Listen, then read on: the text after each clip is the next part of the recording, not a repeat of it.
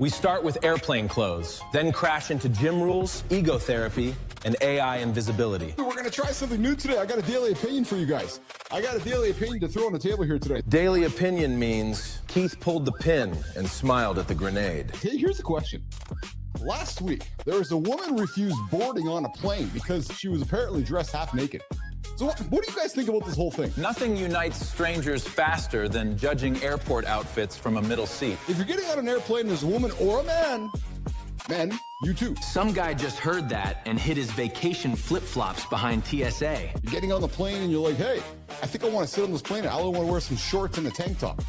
Should the airplane let you on?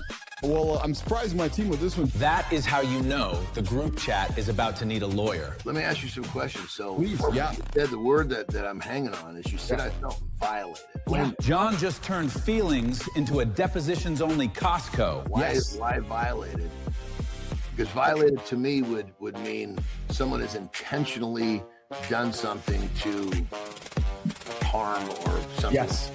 How did you feel violated? That is not a follow-up question. That is a forklift entering your childhood. Great question. I appreciate you asking that. So I said to Brooks, I said, where the violation came from me is that they got to a point where they knew they were doing wrong. They knew they broke it. And they didn't do anything about it. The worst part is not the crime. It is the group chat afterwards. They didn't talk about it. They didn't come tell any parents. They just let it happen. And I felt violated because it's happened before. Like the gym is my space. Every man has one sacred zone where moving a dumbbell becomes a federal incident. So this is our house, but it's my space. Like it's like my studio. I'm being a little bit cryptic, as you can understand, but the friend was part of it all, and I said there's some peer pressure involved. I said, but I felt violated by that because it was like my space, Jon. Do you think that this is a little bit more than about the machine? There it is. The treadmill just asked for family counseling. No, actually, nope, not at all. Nope. I think I'm going to run with this statement that I was using at the end of my conversation with Keith. This is really not about Keith and his situation.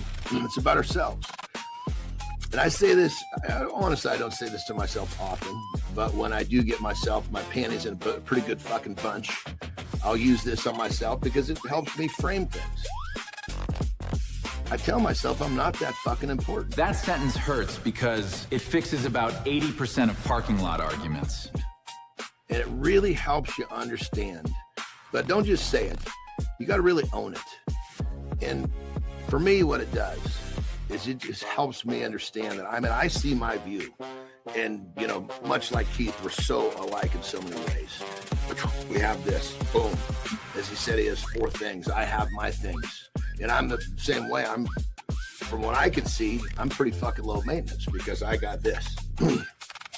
But to the outside world, to the outside person, to the people that we commune with, the relationships we have, they have their 4 things, or they have their places. And in those moments, we all have those times where we think we are really fucking important. And sometimes when we remind ourselves that we're not, it helps us kind of frame things into, I guess it kind of gives us a bit more of a drone shot. Drone shot means your ego finally got kicked out of the driver's seat. Where you get to look at things from above. Because I tend to, the way my brain works, I get fucking hooked up on something, and goddamn it, once that loops a certain amount of times, I have a hell of a time letting it go. And then it causes me a lot of headache, a lot of anguish, and yada yada. So to ground myself, I just try to help myself understand that I have what's important to me. Carrie has what's important to her. My kids have everybody has what's important to them. Reddit. Reddit is not the answer. Nope. Neither is LinkedIn. There goes 90% of modern advice and 100% of bathroom research. And actually, neither is YouTube. We think it is. We think it's all those things. Wow, you're thinking what? No, the answer, you guys? The answer is the loop.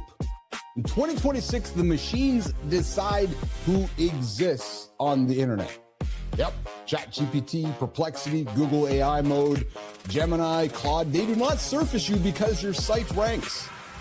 No, it's not 1985 anymore. No, they surface you because you got cited. Yeah, C-I-T-E-D. No, what? No? And here's the thing nobody is saying out loud. The top 15 domains, nation, ears up.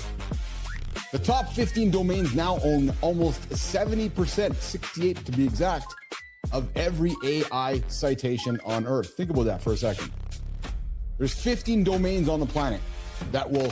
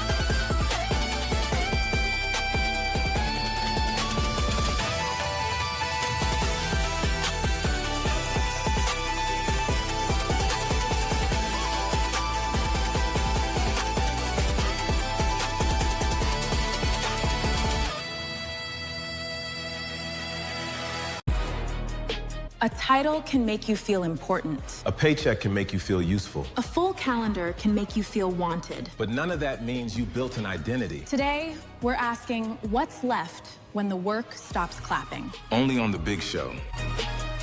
Good morning, nation. Good morning, good morning, good morning, good morning, good morning, good morning, and welcome back to Mornings in the Live with Keith, Jon, and friends. Your live morning show for real talk, motivating content, and big conversations. We got Jimmy on the buttons, we got Kai on the buttons, and of course we got our very own producer Neiman out there making sure the words sound as good as I look this morning. We got Dwayne and Rico doing the fucking arm wrestle for who's going to own the baby boomer token. He is toothless and proud. His name, Matt Roof. Talk to John's the bullshit professor. Kai's the shit professor. Brianna, you're always teaching me, man, every single Tuesday. Nation, you will not find this kind of knowledge anywhere on the planet to start your day other than Mornings in the Live with Keith, Jon, and friends.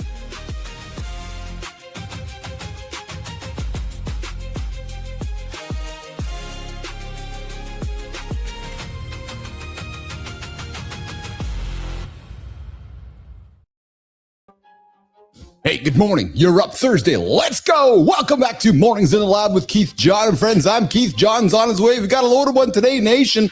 Yeah, so let me tell you what's actually on the table this morning because there's a lot. Oh, baby. Yeah, we're opening up with the morning loop. Hey, Jimmy, I knew I'd wake up to a morning like today in the world where shit's gone sideways. And I mean, shit has gone sideways. Oh, by the way, this is an R-rated experience. Yeah, this is the easiest word you might hear on the show today. This is the softest word you might hear on the show today. Overnight, Russia put 74 missiles and over 500 drones on Kiev. Yeah, the second deadliest strike on the city all year. Hey, guys, we don't talk big news on this thing, but this is kind of a big one. We're talking a big major, capital in the world where war is coming to it. Anyways, we're going to get on, you wake up, the Gen Xer, you're like, hey, is that going to happen in my backyard? Will somebody wake it up in Ukraine today? It sure is. Hey, back closer to home, back in our backyard, AI is now the number one reason American companies are cutting jobs. You got that conversation coming up today on the big show. Conor McGregor, he's back at it in the ring in 2 weeks. He posted a black and white, you talking to me? Yeah, we got that one coming up for guys running the longevity stack. Hands up on this one. Hey, that popular anti-aging combo, a new study says it's chewing holes in the brains of mice. Yeah, deep dive into Paycheck identity. What's left of a man when the work goes quiet? Oh, I've been wrestling with I wrestled with this one a couple years ago. I certainly did. And we got that one. Good morning focus. Oh, baby, the morning focus monologue. You want to stick around for this one. If you are a CEO, if you are a leader, hey, the most dangerous thing that you can say in 2026 might be nothing at all. That monologue coming bottom of the second hour. Peptide desk, we're going to get to that one as well. We're going to talk some Reddit True Tide, plus some other things on the table at the peptide desk coming up today. Hey guys, here's the deal that I make every morning. I don't waste your time, no baby, and I don't feed you the sanded down version of any bullshit. Speaking of bullshit, we got our very own Dr. Jon Pasquale in the bullshit professor in the comments this morning. Good morning, Holroyd. Good morning, Charlie. Good morning, everybody out there. And hey, if you guys are over on LinkedIn, good morning as well. You guys showed up. Let's get to the show on the road. Yeah, we're going to talk snoozing. We're going to talk Phil Mickelson. We're going to talk some WTF. We got an epic spot. And hey, Neiman's on the words. Jimmy's on the buttons. Let's get up. Let's get after because Jimmy, the morning loop, it starts. Whoa, right now. Good morning, nation. Preston, what are you writing? You've been smiling at that paper for 10 minutes. Nothing weird. Just a polite airport request about yesterday's girl. Very professional, very respectful. Let me see it. Preston, this just says, let her in 12 times. Because great policy needs repetition. Also, I drew a little plane for context. You didn't draw a plane. You drew her walking onto the plane while every man salutes. That's not a salute. That's customer support. Men support customers. That's business. No, that's boys being boys with a pen. Nation, clean it up. Let's start the morning loop.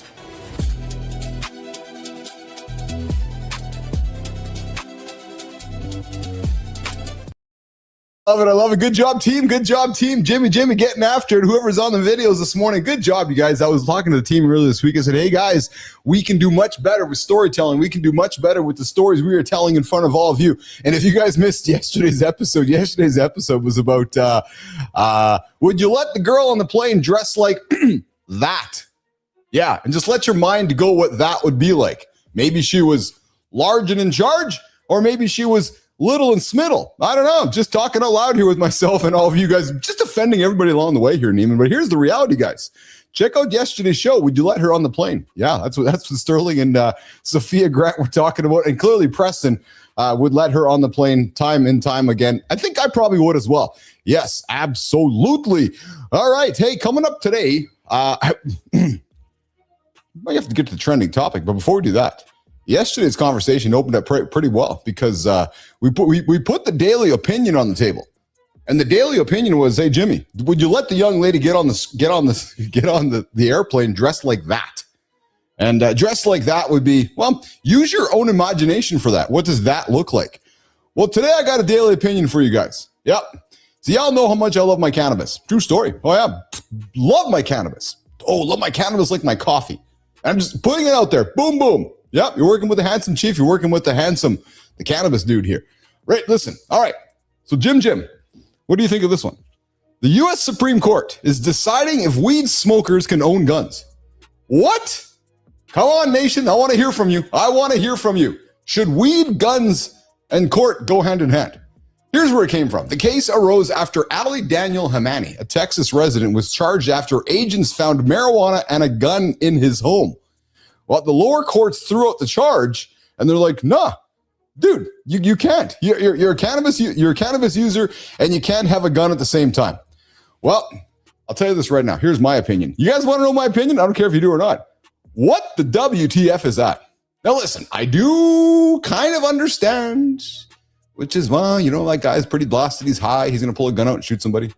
Listen, I'm going to suggest that cannabis users are typically non-violent. Yeah, I think we typically are lovers instead of fighters. Lovers, smokers instead of fighters. Lovers, consumers instead of fighters. So I don't know. For men in the 30s to 50s, I think this is less about marijuana culture than legal clarity.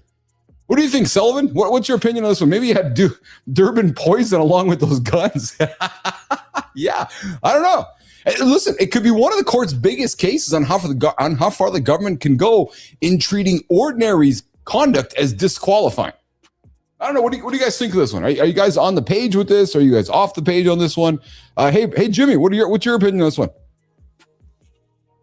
We'd love to hear what you have to say on this one. I see Sullivan has an opinion, and the court has not ruled on it yet. No, the key question is whether the justices write a narrow opinion focused on vagueness.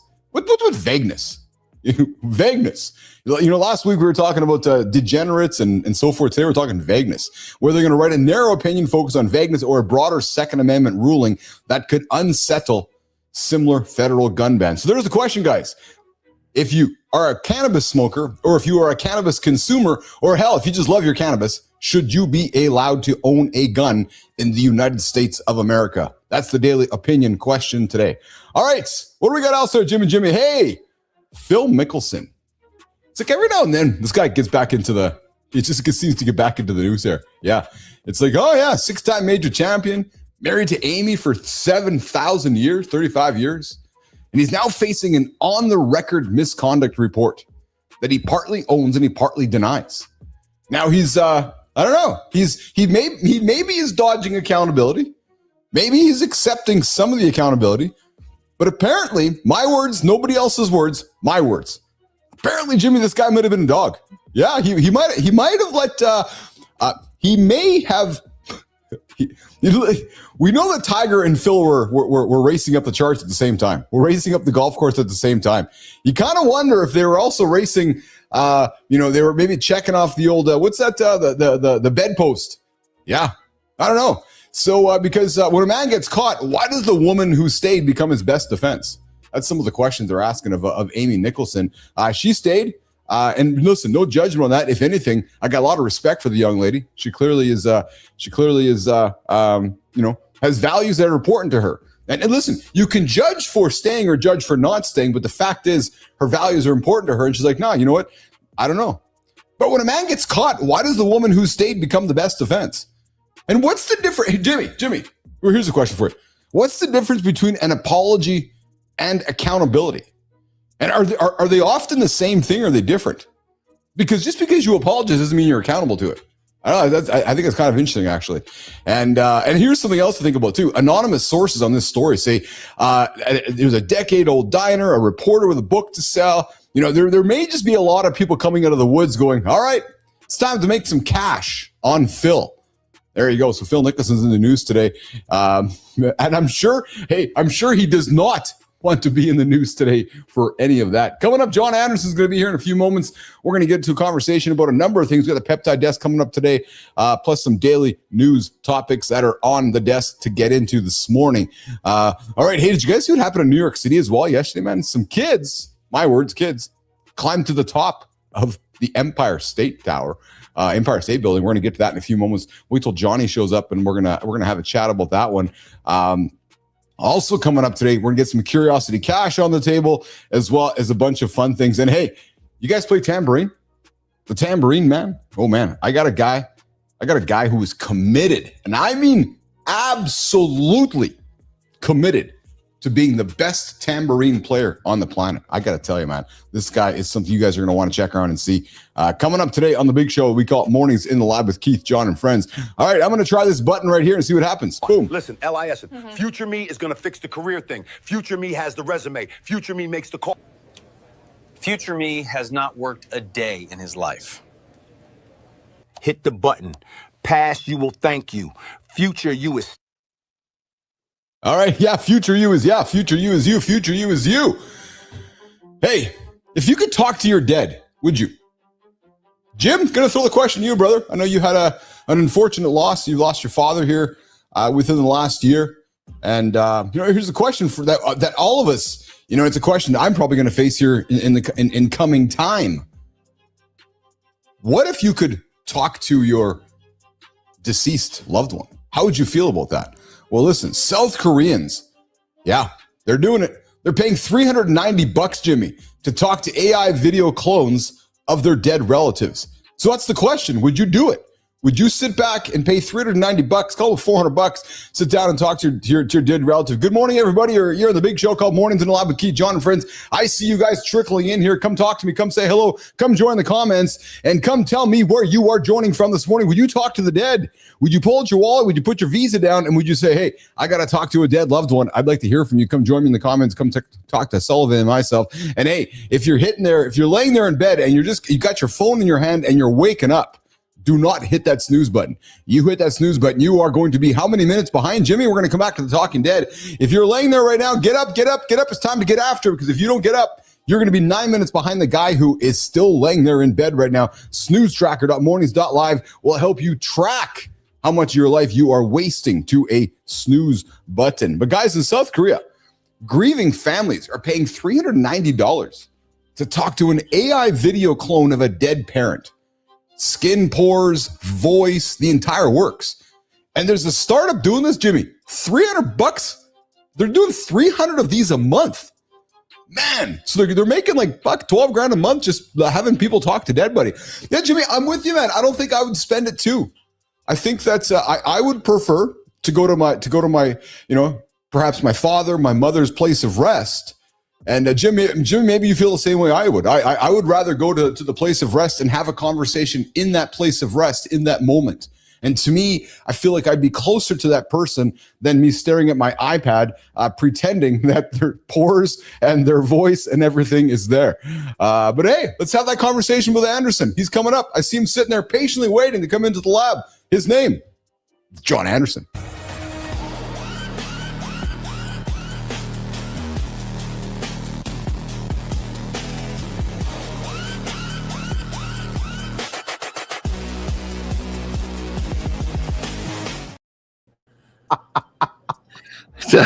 I don't know what to think about the banana. Everything else was cool. I liked how you got off the bike. You got off the bike. You had like a pose. It's like, oh, nice pose there, Anderson. There's like a little, like the leg behind, almost like like I was going to spin or something. How are you today, pal? What's shaking today? We got people coming in. Yes. The festivities are basically starting here a little bit later today. Nicely done. Fuck, I'm feeling good today, man. I had massive sleep, bro, last night. You know, you were talking about your sleep, bro. I was in bed by like 8:30 last night. Like 8:30, and I was sleeping before 9 o'clock.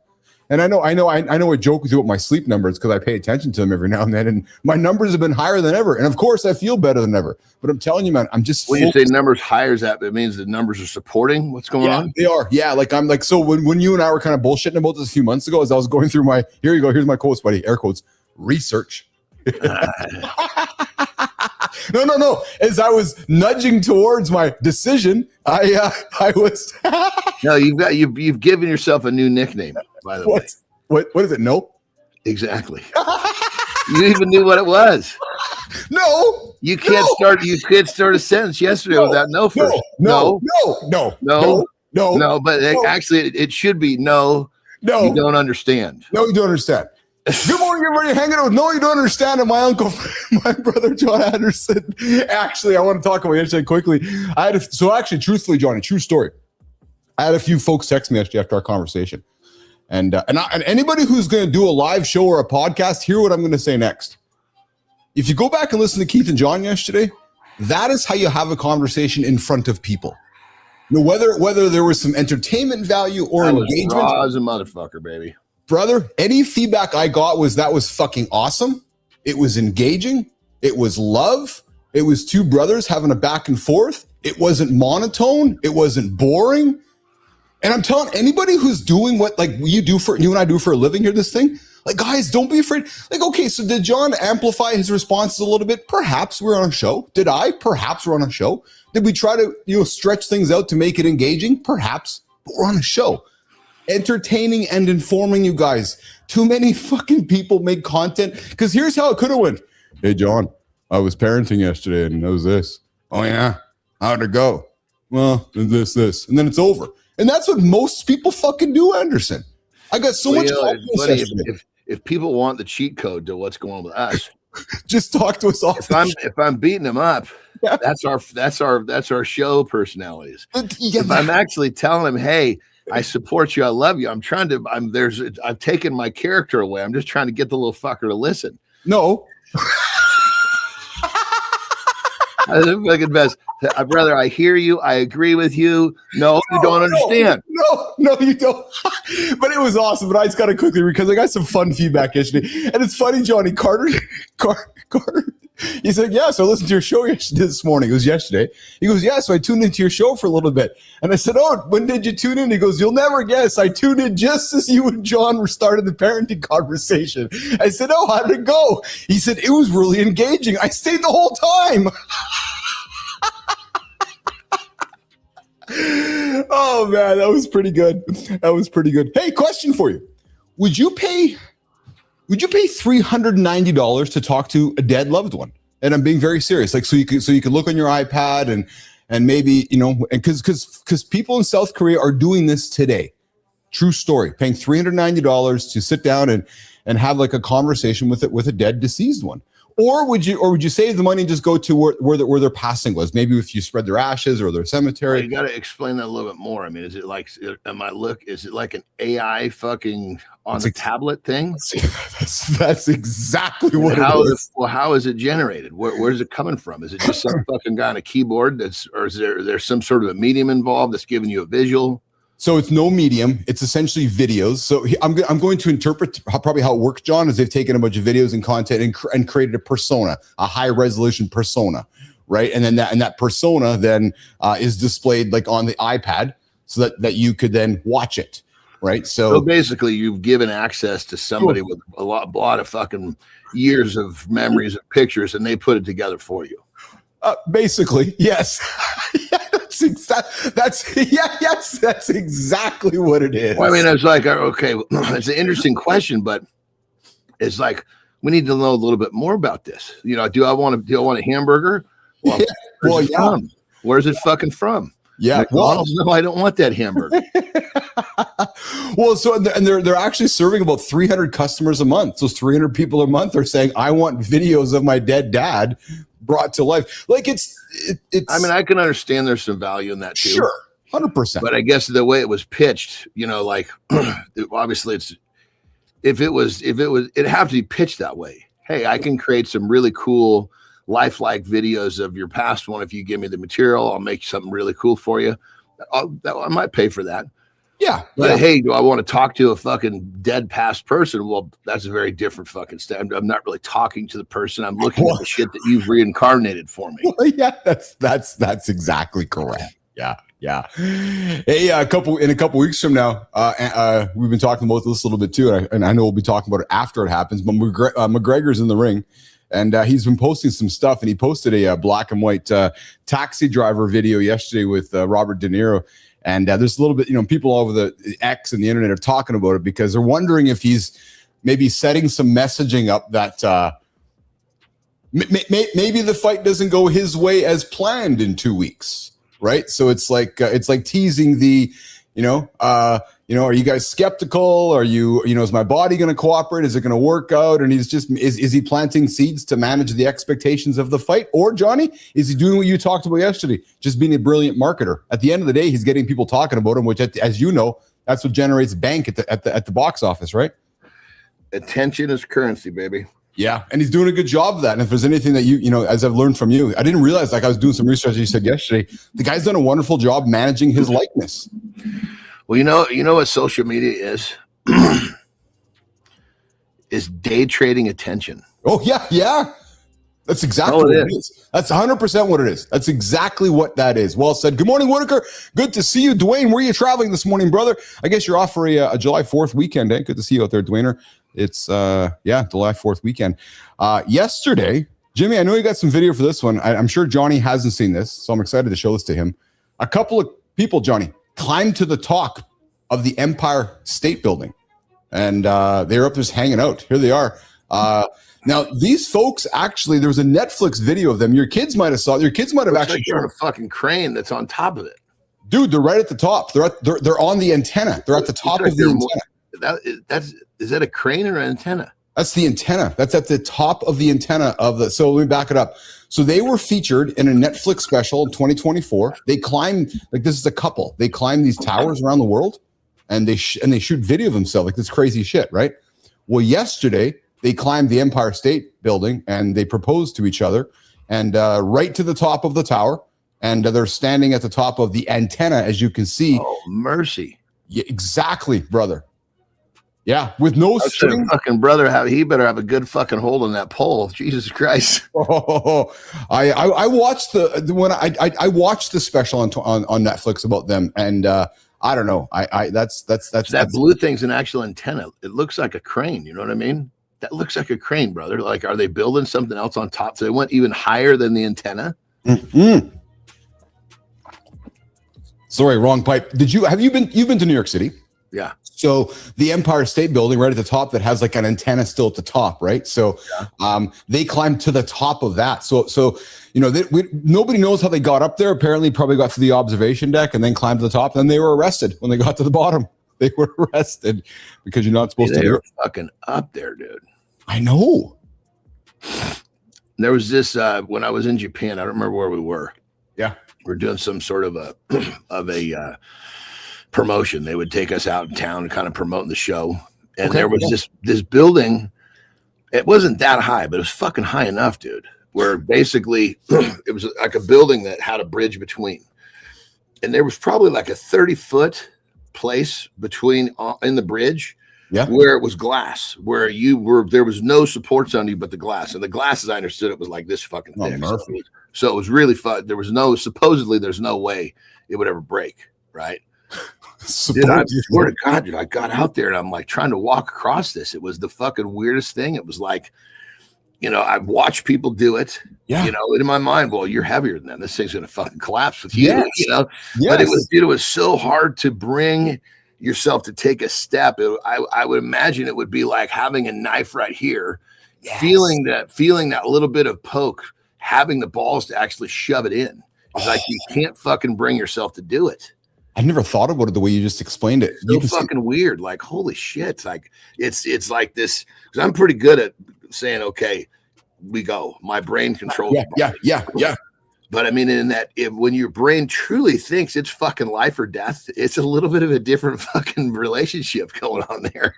Anderson, I can relate to it. Look at that video there. So look, like that's my helicopter. I was watching that yesterday. Actually, as it was happening, I actually happened to tune into X and they're like, hey, this is happening live right now. I'm like, what the fuck? And there's a helicopter flying around the top of the Empire State Building, and that's them at the top of it, putting the flag up just as they got to the top. And as they were reporting at the conference. Think about this, just sorry to interrupt you. Yeah. What a fucking... If people are stuck in a fucking boring life, Jesus Christ, pull up your fucking pants. These fuckers have made the life out of fucking going around, climbing tall shit, getting put in jail, making God knows what they're making off these fucking videos. I mean, for the love of Christ. Yeah. No, listen, you raise a valid point. You absolutely raise a valid point. When I was at the top of the Sears Tower, I think it's called the Wirtz Tower in Chicago now, Johnny. They have like a glass floor you can walk on. I think just like you're talking about. Yeah. Sounds like it's very similar. Dude, my same thing. My brain, I went to walk on it. My knees started trembling. And weird, man. It is weird. And I was like, so then I think like you, I find myself pretty good at when it's time to go. And I was walking to the fucking block on the floor there. My knees started trembling and it's like I couldn't take my body to go and stand on the glass because I thought I was going to, you're not going to fall through, but it's. Yeah, there's something. I mean, when your brain really thinks it's life and death, it's weird shit. I got to think, Anderson, is probably like jumping out of an airplane. I've never jumped out of an airplane, but I'm thinking in my brain, it's maybe that same feeling to your point when you're standing there, and you got to kind of take that step. Never done it. So I've never done it either, but I don't imagine I would go to the edge. I would just fucking. Yeah. You know what I mean? Yes. No, I'm not a fucking put my toe in the water guy. No. I don't want to know how warm or cold it is until I'm completely submerged. So you're completely submerged. Yeah. Petro comes in and says that's called self-handicapping, the Conor McGregor story, a psych defense mechanism of intentionally creating obstacles to their own success, providing a ready-made excuse for potential failure. Oh, that's like a social science thing. Now that I read it out loud, that makes sense to me, Anderson. But if you think of it, it does. But I think in his case, he's way smarter than that. Oh, I agree with you. He's basically going, you know what? It's time. Yes. He's been a heel, basically. Oh, that's bingo. He goes, well, it's time to become a fucking face now. I'm going to take a different approach here because, once you squeeze all the juice out of the lemon of being a fucking bad guy, there's a fresh lemon on the other side of the fence. Anderson, I love how you put that because when I saw him hanging out at, because he's been in New York for the last couple of weeks, training and shit, like out in public. And I think that's exactly what you just said there, which was, it's like his way to be heel face. Because when he talks to the 15-year-old boy in the park, he becomes the face, right? When he's kind of being, right? So because that connects to the fans, and then that fan goes, "Oh my God, Conor McGregor saw me," and he goes buys merchandise. It's just like social fucking media, man. Yeah. You post and you, as I call it, have pillars. Oh yeah. Oh yeah. We talked about, right? So there's a certain pillar will be fucking rocking. All of a sudden, it's just not working anymore. Put that pillar away. Yeah. Pull out a new one. Go a different direction. There's only so much that any audience is going to get fatigued of a certain thing. Yes. Yeah. And once you have audience fatigue, you got to fucking give them something new. They want a different flavor. Speaking of fatigue, dude, I got a brother who is absolutely committed. I mean, committed. Jimmy, let's put this on the screen, man. I don't know about you, man, but I don't mind playing a tambourine every now and then. This guy is committed to his tambourine. Watch this dude, man. He is fucking committed to the tambourine. He's a kid, isn't he? He's just good at it. I could just see that he's like at very first I was like, this fucking guy looks like he's 85 years old with brown hair. I saw it. I just no care in the world. He's Mr. Tambourine Man. He's just having some fun out there and just committed to the movement. And I could totally see you sitting right next to him doing some fucking goofy looking weird arm movements, making R2D2 100% R2D2 sounds along the way. Absolutely. Good morning, everybody. You're hanging out with Keith and Jon. We get after it every single day, 8 o'clock Eastern time, right here on the Mornings in the Lab Network. Matty Roof opens it up at 7:30. And so, Jon, here's a topic. I rarely go to big news, but I wanted to put this on the table again because real quick, forgive me. I had one thing yesterday. Yeah. I just wanted to, in my lifestyle tip. Yeah. I was really trying to lead up to it, and I somehow just fucked. I didn't lead up what I was trying to end up with is really what the whole thing of we're not important enough, right? I think I wanted to end the spin with basically stop fucking taking yourself so seriously. I'm not talking to you, 100%. Because when people get too fucking wrapped up and I got to do this, I know it's like they're fucking creating these limitations around themselves. Anderson, that's what when I worked for, good morning, Rico. I worked for in corporate for 10 years, as you know, when I sold ICUC. And Johnny, I got to be honest, man, that was one of the things I struggled with the most. Is it not everybody? I don't like, everybody. Yeah. So many people do what you just said. Takes everything so fucking seriously, especially, and I think it's because it's job protecting, it's title protecting, it's politics, right? But it's sometimes, and I know you haven't been in that environment, you wouldn't, and I know you know this, but I'll just say it out loud, you wouldn't last a fucking half a nanosecond because you walk into a boardroom and everybody's fucking thinking they're the most important person in the room. And that's often, Johnny, well, I had conflict because I'd come in there with really no care in the world and also with some money in my bank. So I actually had no care. Just to deliver results. So Keith and Maurice would deliver results without any politics. That became a conflict because I wasn't playing the game, Johnny. I wasn't playing the fucking game. You know what I'm saying? Yeah. I mean, it's, I mean, honestly, when you speak of this, I truly have no clue. You can't. It's bizarre. Yeah. It's not. Maybe it would be like, John, in your world of like wrestling in the rings, almost like peacocking, where some guy just thinks he's like the most important guy around. You're like, who the fuck are you? I don't know. I'm just trying to draw some analogies for you, right? But and he's he's done nothing. He's accomplished nothing, right? I can only, but just thinking of getting there, like, because it's not like you'd end up at a boardroom meeting because you graduate high school. Yes, you got to go through fucking interviews and all this fucking shit. Yes, so it's almost like you're groomed that this is really fucking important, and you have to take that role. Does that make sense? I don't. I've never been to a fucking interview, so I have no fucking clue. I sat across from a desk with somebody and had to fucking make them think that I was going to be good at something for them. Good morning, Cheryl. Good morning, Sullivan. Well, I think I'd be pretty good at that, but I've never have done it, nor do I ever intend to try. Brother, no, It's funny we're having this conversation. A fellow I know I worked with, I saw he recently got a brand new job. He announced it on LinkedIn yesterday. And I said to myself, really? Just because of the conversation we're having right now? Because that fellow, I can see his career. You know, I can just see it in my head. He's been trained to do what you just talked about. Go to an interview, be good at it, get hired, be good at politics, go to a different job. I've watched his whole career, the last 20 years, and I was like, oh, okay, that now he's doing. My head when I saw it, oh, he's done it again.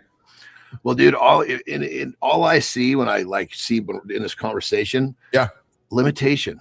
That's exactly it. Limitation. You know, I got I should say he's a he's a buddy, but we don't. It's not like we were from high school. And the fucking guy was fucking smart. And he was a good athlete. He was the whole fucking package. He's a Vietnamese guy that got adopted. So he was so fucking strong. We always makes the joke, he didn't have a birth certificate. Like, dude, you got to be like fucking 25. You know what I mean? You're too fucking strong. Yes, you know? Yes. Anyway, but I mean, like, he was just, what do you call it when you're the fucking get the best grades and all? He was one of these guys also. Yeah, I get you. Yeah, like a high. Yeah, he went into the fucking job world, and right out of the gate, of course, you know, he did really well because, you know, as an entrepreneur, you come out of the gate and you suck a lot of cocks until you find how to get to the top. You know what I mean? Yes. So anyway, so for him, he just went in and boom, you know, got himself a good job and started. But you know, he's, you know, last time I spoke with him, you know, he's making, I don't know, 25, 30 grand a month, which for most people would be like the dream. Yeah. And I think of that. I'm like, dude, you should be having another zero behind that. At least. Yeah. But again, he was in that thing that we're talking about. Yes. That's the limitation. Yes. Yeah. I had a conversation with a fellow that we both spoke to a couple of days ago. I'll just leave his name out of it. You can think about it. We had a coffee after, and I think maybe there's some things, you know, similar to that for him. Petro says, but people still need to believe McGregor is a badass, capable of crushing it. Otherwise, they won't pay the big bucks to see his fights. Hard to argue with that, actually. And then Sullivan. 100%. Yeah, Sullivan, it was a deep philosophical exchange yesterday on a general level. I agree, man. That's what I thoroughly enjoyed about it. I love talking philosophy with Anderson. I like having deep chats. And then Petra comes back, Johnny, taking yourself too seriously. Let's start with revising people's attitudes about their own birthdays. Quite being so selfish. Oh, I know. Yeah. Dude, there's people I know. Yes. It's my fucking birthday, so the fucking earth better stop spinning. Oh, don't even get me started. Get the fuck out of here, man. Jesus Christ. Don't even get me started. Yeah. Or it's my birthday. I'm gonna have a birthday week. Oh my god. And every fucking day. Or what about the person who and I try to fucking purge these people real fucking quick. Yes. They do something for you. But then now they have this fucking massive expectation of what's supposed to come back. That you do something. I didn't even fucking ask for this thing. What are you talking about? Oh, you made me something to eat. I won't even eat that thing. And you fucking want me to do X, Y. Are you out of your fucking mind? Dude, I know exactly what you're talking about. God damn it. Oh, good morning, Charles Hubbard. Nice to see you in the comments this morning. Hey, John. Real quick, I got to tell you. Yeah. So when we were gone, right, must have been the fucking mating season for the rabbits, you know, because we have, you know, out here there's no gas. We're so far out. We have to have propane tanks. Yeah. Okay. Yeah. So we have these fucking two huge propane tanks. Yeah. We covered them up in some sort of vine. So it just looks like this big green area, right? Okay. Yeah. Which created a hell of a fucking, I don't know what you call it for a rabbit, a den or a nest. A home. Oh, fuck, dude. Terry loves it too, because these little fuckers, they're all over the place. Oh, because like when the dog, one of them just ran past. Yes. Because they're fast enough, they can get back to their fucking home and not get caught, because the dogs can't get behind there, but they're fucking everywhere, dude. It's crazy. They could be a nuisance too if you don't watch out, man. Like, they'll fucking breed rabbits everywhere. You might have a whole fucking colony of rabbits in your yard. Well, I think there's too many wild animals that can catch. Oh, okay. Yeah. We're too far out, you know, like fucking hawks and birds and shit. Yeah. You know, like coming down, and you know, they think they're getting away from the fucking dog until the eagle comes and grabs them. I had some similar issues with rabbits around here, but then there's a fox in our neighborhood, and then it's like all of a sudden the rabbits were gone. I'm like, oh, I guess that's right before we left for Mexico, Yeah. I was out doing something, and I see fucking Kiki just fucking burning, just running. But I'm like, she's not running. She's trying to catch something. So I went and fucking, this little fucker, dude. Like, this fucking big, just chasing that little fucker. I had to like intercept her because she was, I swear to God, dude. And this little rabbit, he went and tucked himself under one of the loungers. So because it was, fucking Kiki was running him down. He was too little. He clearly, because they have a little path where they go from their home. They only have to go about 20 feet. They go under a fence. They're on the side of the building where there's gates. So it's safe in there. Well, this little fucker must have come out of his home and took a wrong turn. He was out in no man's land. He's like, holy fuck, what happened? But this little fucking guy, he's just buried under here. So Terry comes and puts some fucking carrots and some lettuce under there, you know. Oh, I love it. I love it. Hey, so I want to put this one on the table this morning. So we both grew up similar eras, watching the world around us, and you kind of think to yourself, okay, like what's war like? And I don't want to spend a lot of time on this. No, but it's great. I tell myself and our kids all the time. We have grown up and we've lived in a very fucking sweet spot, dude. Well, so this is what's crazy, man. I'm glad you said COVID that. is the biggest thing we've had to go through. I know you're absolutely right, brother. But here's why I put this on the table, man, because this is kind of freaky. So, the war in Ukraine's been happening for a couple years now. Well, it actually reached Moscow yesterday and Kyiv. So think about that. That's like talking about Los Angeles and fucking Detroit or New York City and Winnipeg. Like, we're not talking about some little fucking town 3 hours away from millions of people populations.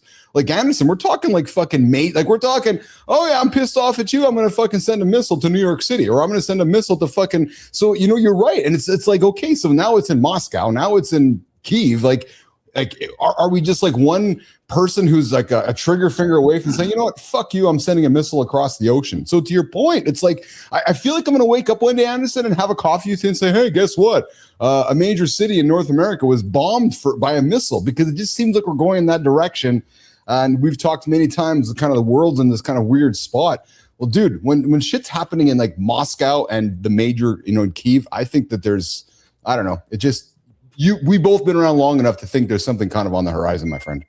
It is. So check this out, man. It's fucking weird. When I was competing in strength, right? Yeah. We're dealing with, top guys from everywhere. Yeah. Right? Yeah. Russia, Ukraine. Yes. Yeah. And so these two new guys came in, and they knew they were coming at the same time I was. Yes. But they were new for their countries, right? Yes. Yes. So they were kind of new to the circuit.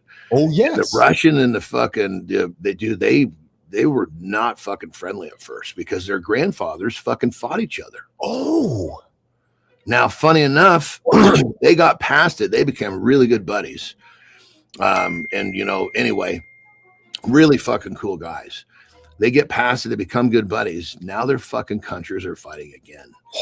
And funny enough, they're both, I don't know about the Russian one, but I know firsthand, I've seen pictures. Buddies have sent me pictures where, those are fucking big dudes too, where basically, I'm having a brain fart on his name. I can picture him perfectly. Yeah. But anyway, he's not in military, but he's heading, you can see, he's like part of their movement, because he was a world champion. So he became a hero in their, like when he came back after winning the world championship. Yeah. Gave him this huge fucking flat on top of one of the tallest buildings in downtown Kiev. Wow. Yeah. But then the war hits. Yes. And he continues to be a hero, like out fucking, and I'm not, when I say leading, he wasn't leading from his fucking flat. He was fucking on the ground with fucking people, I don't know what he was doing, but he was dirty and he was fucking carrying something. Wow. I saw. But it's now I kind of see, well, fuck, literally it happened again. And so now, of course, it's weird, just kind of just, it was hard for me to understand. Their grandfathers hated each other. Yeah. So they hated each other. Yes. Yeah. They become buddies. And all of a sudden it's like, God, what are these fucking, they're still, I have to imagine down deep, they still have a love for each other, but based upon their countries, they're forced to fucking, I have a hard time understanding that. I'll tell you something I read. So there's been over 2 million people killed in that war, the Russians and Ukraine, 2 million, Johnny. And right now the stats are, if you go to the front lines as a Ukrainian soldier, the odds of you, was it 93% odds of dying in 3 to 5 hours. That was kind of like some of our shit back in World War II, wasn't it? I think so. Yeah. So think about that, right? So if you go to the front line, hey, John, good chance you're not coming back. Like, that's just fucking scary shit. Hey, I found something for you. And I found it for me in relation to you reminding me. And I'm serious. You reminding me through David Goggins. You don't find yourself by thinking. Some words of wisdom, Jimmy. You find yourself by doing. And nation, too often, there was a point when I was talking about my peptide journey with Johnny, I might have found myself doing too much research, too much thinking. And yeah, listen, we all have our processes, and I'm not here to judge our process, and neither is Johnny.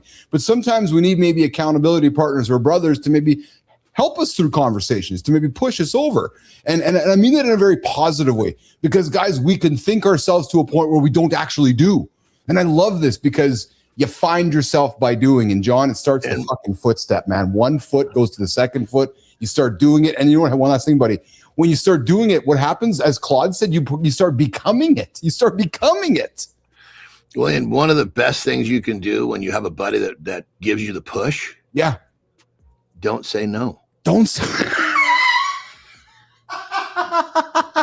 words of wisdom from John Anderson this morning. Hey, we both grew up especially when your friend is saying, I encourage you, like it's just a little like a nudge perfectly, It's like a nudge, especially when you know your brother always has your best interests at heart. Absolutely. Hey, speaking of best interests, so you missed my little diatribe yesterday about Lou Gehrig's ALS. That's one thing that really scares me as I age. Like if I get ALS, that one really freaks me out. But moving from there, Danny Glover, Lethal Weapon. You know the thing with Luke, was it you said Lou Gehrig? Yeah, exactly. Yeah. One of the things that people don't understand about that generation of baseball players, yes, they got concussions fucking multiple per week and kept playing through it. Yeah. Those guys would often get knocked out trying to steal a base. Yeah. And so when you're taking that many fucking head traumas, some weird shit's going to happen. No question about it. I put that up there because remember we both grew up with Lethal Weapon. Well, Danny Glover, brother, 79. He's revealed he has Alzheimer's, and his quote. I love his quote, brother. I can live with it. That was his quote. I can live with it. His positive. Well, Alzheimer's. They're doing a lot of discovery on this. I think we just had Jimmy pull up a couple of scans for us. Yeah. Alzheimer's is basically they're basically kind of writing it off as or a new way of saying it is diabetes type 3, because it's the fucking lack of nutrients getting pulled into the fucking brain. Okay. So the brain is starving. That's why it's all sucked up. Yeah. And if people would realize that, it's just like anything else. We need to help our brains be nourished, just like other parts of our body. It's basically like anytime something gets malnourished, it fucking starts falling apart. Absolutely. Yep. 100%. I'll tell you something, just, in a flippant, goofy way. Ever since I've intentionally upped my protein intake the last few weeks, like I've noticed, like, just, the feeling of strength, the feeling of muscles being full, exactly what I'm talking about, right? You just start to feel more sturdy. 100%. Brother, 100%. I go in there. Wait till we get the reprogramming of your body, saying, "Hey, yes, now let's fucking heal the way we should." Hey, now let's because we're going to basically take, as we get older, our programming, it's little by little, it starts to get, off track. Yeah, 100%. Just like dropping a laptop, that example I made. So when you can basically send a bunch of messages to your body, say, "Hey, let's get back to doing it the way we used to." Yes. It makes a huge fucking difference. Oh man, I'll tell you what, it's so fucking simple yet stupid, so obvious yet so easy to get away from. Just getting up and going and have a piece of protein every few hours. Is Art still really fucking fired up about this whole peptide journey? Oh yeah, 100% he is. Yes, he is. I have a. We'll have to have another conversation, because if that's something that he's interested in and wants to potentially move into in terms of learning and even becoming more business oriented, I did think of a way that we could potentially, do something with you guys. guys. Awesome. Yeah. Well, let's continue that conversation 100%. Because here's the other thing too, Anderson. He's playing hockey with a bunch of boys that were asked, that were, you know, exactly what they're talking. He's like, oh, Dad, he goes, last year in the dressing room, all the guys were talking about it. Right. So he's like, I mean, well, dude, he's a, I mean, where he is and what he's doing, he would be like he would be kind of like your poster boy, so to speak. 100%. He's like, Dad, you're coming to Melfort with your package. I go, yeah, every few months I'll be coming to Melfort with my box, and the boys will be coming to the hotel to see the handsome chief. They'll be coming to see, Yes. Oh, actually, maybe I'll be able to convince my brother to come to Melfort, the town of 6,000. Me and Anderson will be walking around Melfort. I'll take him to a hockey rink. He'll be like, what the fuck is this? That would be funny, actually. Hey, Johnny, in the No Shit Sherlock department, I like putting these ones up for you and I every now and then because it reminds the world. A study published in the Jerusalem Post, Petro, 15,000 U.S. adults. So, John, not just 100 people, like 15,000 U.S. adults. No hack. In other words, eat whole foods and you will actually, so here's the thing. Here's the true story. 15,000 adults tracked over 15 years found a near linear relationship between overall diet quality and metabolic aging markers. In other words, the better the diet, the lower the inflammation and the younger the metabolic profile. Well, dude, you know, the hard part about this, I'm giving people a pass when I say this because because it took me a while to understand this too. Okay.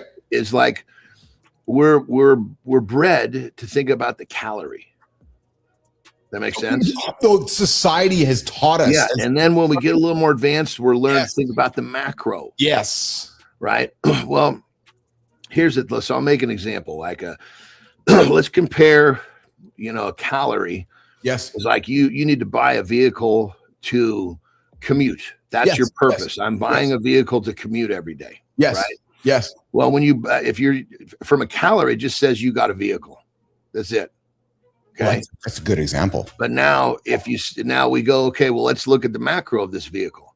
Yeah. Well, now we see, oh, fuck, this thing is actually a 4x4, a sports car, or a fucking sedan. Yes. Okay. We know a little bit more about this, this vehicle. Yeah. And then we go to the micro, and that tells you if say your sedan, because that would be the pick of the fucking of the three for the commuter, has a fucking motor in it. So if your calorie doesn't have a fucking motor, why use the calorie? I love your analogies, man. The fuck, you just simplify them. The simplicity. Because the micro is what the body has interest in. Yes. All the foods we saw in that picture are real whole foods. So the micros have not been processed out. Yeah. So here's people in general, they just think, oh, I need to watch my calories. And they're not thinking about, well, fuck, they're basically buying all these fucking vehicles with no motors. They're just, it doesn't fucking help them. Well, no, it's programming. And when you get into your vehicle and you go into society and you go into the store, well, you're then served with nothing. Yeah, and the thing about it is it's society set against you, frankly. I talk about it all the time. It's very fucking difficult to understand, but it's like I had that information in front of me for years before it finally started to click. Yes. So, but here's an interesting question for Petro. So as Petro ears up on this one, social science question, because this is interesting, Johnny. So men love a protocol. So I think for the most part, men love a protocol because it feels like control. You know, you talk about systems, right? Okay. So it's like, okay, do, right? Boring does not feel like winning, even when it's the thing that actually works. And is that why men and why everybody's like, I wonder sometimes why we're always searching for the shortcut. When we know 15,000 studies, Anderson, it's like, okay. And even Petro, I would have never guessed. We know the answer, Anderson. Yet humans just are always wanting the shortcut. It's just a fascinating social science question for me. Yet we know, yet it's. Oh. And I think if I was doing something I didn't want to do, I'd want a fucking shortcut too. I guess human nature, Anderson. Is that what it is? Is that what you're encapsulating it to? That's just what we want. Well, no. If I'm doing something I want to do, yes. Very different than if I don't want to do it. Absolutely. When I'm picking up the fucking dog shit, yes, I'm figuring out the fastest fucking way to do it. Okay. What's the shortcut? Okay. Sure. Okay. When I'm out fucking, when I'm out, trimming and just kind of pop, I'm have zero interest in getting done quickly. I'm absorbed in how that tree might look if I pull that fronds off. Yeah, I hear that point of view. That's fair. That's absolutely fair. But we're not bred for that. No. We're bred to get a job that we really have no interest in and plan a retirement to do nothing when we're done with that 40 years. And that's been the way we're bred. So why would we not want to get through that 40 years as quickly as we could? Yeah. When in the end, you realize all you have is fucking time. And Petro supports your comment because it's like people tend to gravitate towards easy in almost every way. It's actually true, isn't it? It's and you're supported, and it's not calling you on picking up the dog shit, but you're right. If I can do it easier, why wouldn't I? Well, and especially if it's something I have no interest in. If you have no interest in doing, yeah. But when I have interest, then my barometer changes on how I'm going about it. Yeah. Hey, YMCA, the big administration song. Hey, the guy who founded the Village People passed yesterday, 74 years old. Just thought I'd put that out there because that was a big song we grew up with, and the song has made its way back into society again because of the president of the United States. But the guy Victor Willis, the co-writer of YMCA and Macho Man. Yeah, did I tell you this fucking story of Macho Man? No, but I want to hear it now. It's a cultural thing, right? Yes. And I didn't fucking get it, but they were so on point. It was unbelievable. Tell me. And so when I get over to Japan, my first fucking mini contract, right, you're going over there, and I had zero fucking experience. I was just fucking stoked to get a shot. And they're looking at me and they're thinking, okay, how do I get this guy over? Which means, how do I make him popular with the fans? Yeah. Right? Yes. So I don't know really anything. I'm just fucking literally I'm going into a new market, and I'm not even developed enough to fucking tell them what it is that I'm going to do. That makes sense? Absolutely. Yes. So they're, okay, what are we going to do with him? You know what I mean? So I'm staged up. I'm coming up next. Yes. And dude, all of a sudden the fucking Macho Man hits the song. Oh, that was your entry music? I'm thinking to myself, well, fuck, I guess I'm here one match too early. And then the little fucking guy with the flashlight starts fucking directing me to go up the fucking steps. Like, that's what he's doing. It's like, he's dark back there. So and I'm like, that's fucking I'm funny. Fucking going out to Macho Man. I'm supposed to be coming through the curtain, flexing my fucking muscles, which this song is gay as a $3 bill. But over there, it's not. I know what it is. So, but here's the crazy thing, dude. This is crazy. So we finished this match. I mean, I'm like fucking embarrassed as a motherfucker, right? And I'm like, holy Christ, And I'm thinking I'm going to get back to the locker room and I'm going to get fucking ribbed. And rib means the guys are going to tease you. Yes. But they all understood. I just didn't. Dude, it got over huge. We finished the match. We fucking go to the hotel. Next morning, get on a plane. We go to a different fucking city. Yes. Dude, we're in the fucking airport. And I'm coming off the plane and they're going, macho, macho, macho, macho. They loved it, dude. They loved it. So instantly I felt like, okay, I'm better now because I'm thinking to myself, Jesus Christ, I got to do that again tonight. But now I realize what they picked fucking worked perfectly. So then you're like, I guess I'm the macho man. Like, I'm not saying Randy Savage, but you're embracing, okay, I guess that's my music. Hey, Johnny. In that world, whatever gets you over is what you do. Well, yeah. I mean, if you can get over, you're fucking, because that's the biggest problem.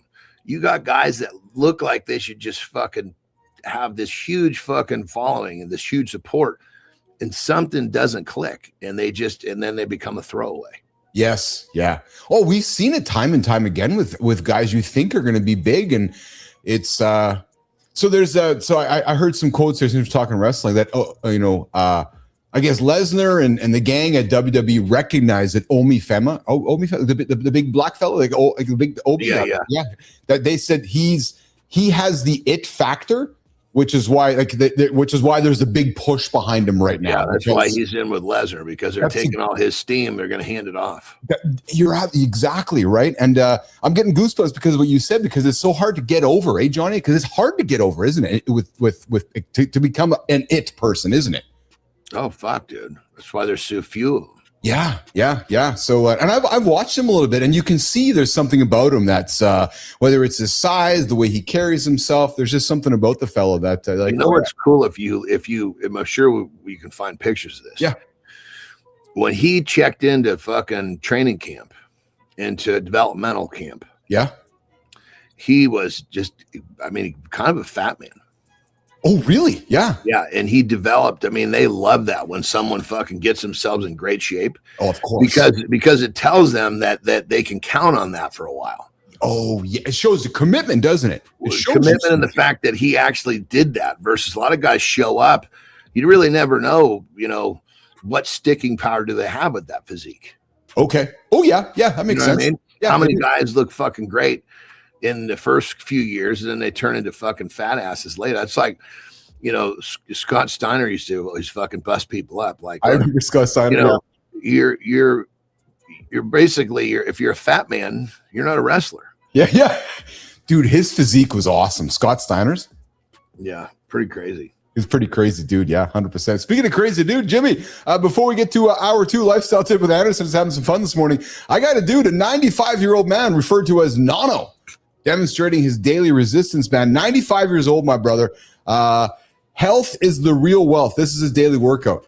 I love it. 95, just some resistance bands. Look at him, just committed to it. Like, seriously, and he says, health is the real wealth. That's it. It's nothing more complicated than that. Put some bands in his living room, and there he goes. I got an uncle who's 96, reminds me of this fellow. And he just drives around, wanders around. He acts like he's 25 years old. And I'm like, Uncle Ed, just getting after it nonstop, man. It's pretty funny when you have relatives that are that age and they act like because they have no care in the world at all. There's no care. You're like, I'm 96. I got nothing to worry about, kind of thing, right? Well, especially if they're still living life. Well, that's exactly. Most people, they get older and they start having all this fucking anxiety because they can't do X, Y, Z. It's because they fucking stop. I'm going to run with that with a lifestyle too. Yeah. My Uncle Ed, he's so his wife passed. She was 94, he's 96. So Johnny, full lives. So he ends up in a he's like, okay, I guess I got to go live in a residence now. Well, he's like the old guy there, but all the young women, like, because he's so fucking spry in life. Like he's like the man. Like he walks in and everybody wants to hang out with Ed. He's the oldest guy there, but yet he's like the man, right? It's actually love it, dude. Hey, let's fucking get me on. I got to take a dump. Let's get me on my tip. Let's do it. Jimmy. Come on, babe. Fire it up.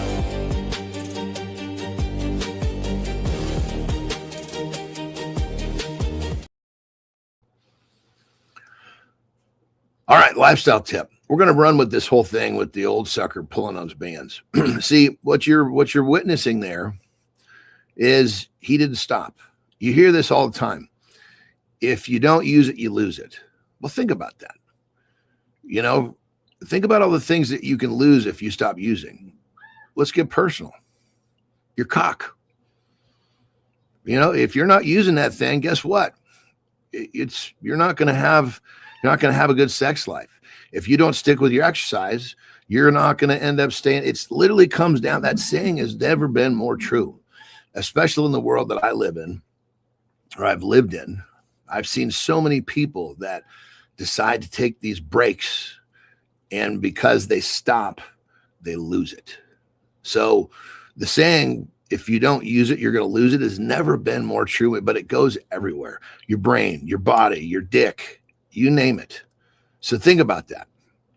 Just because you're getting older doesn't mean you have to stop. It just means you have to alter how you do things. Like the old boy, I'm assuming he was probably doing more than bands 20 years ago, but he's still doing it. That's the bottom line. So ask yourself a question. Are you still using it? Because if you don't, you're going to lose it. Rock and roll. Breaking news. A severe storm is making its way through the city. Let's go to the live feed.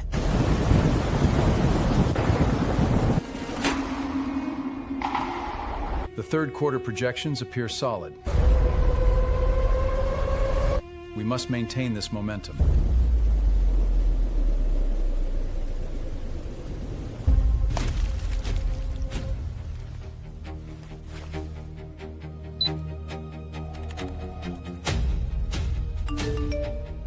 Sector 4 is taking on water.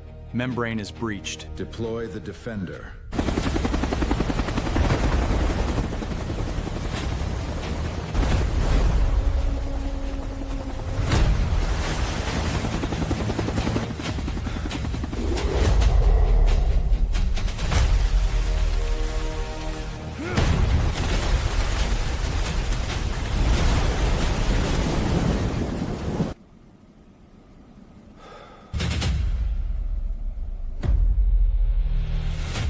We don't just build roofs, we hold the line. We protect your business.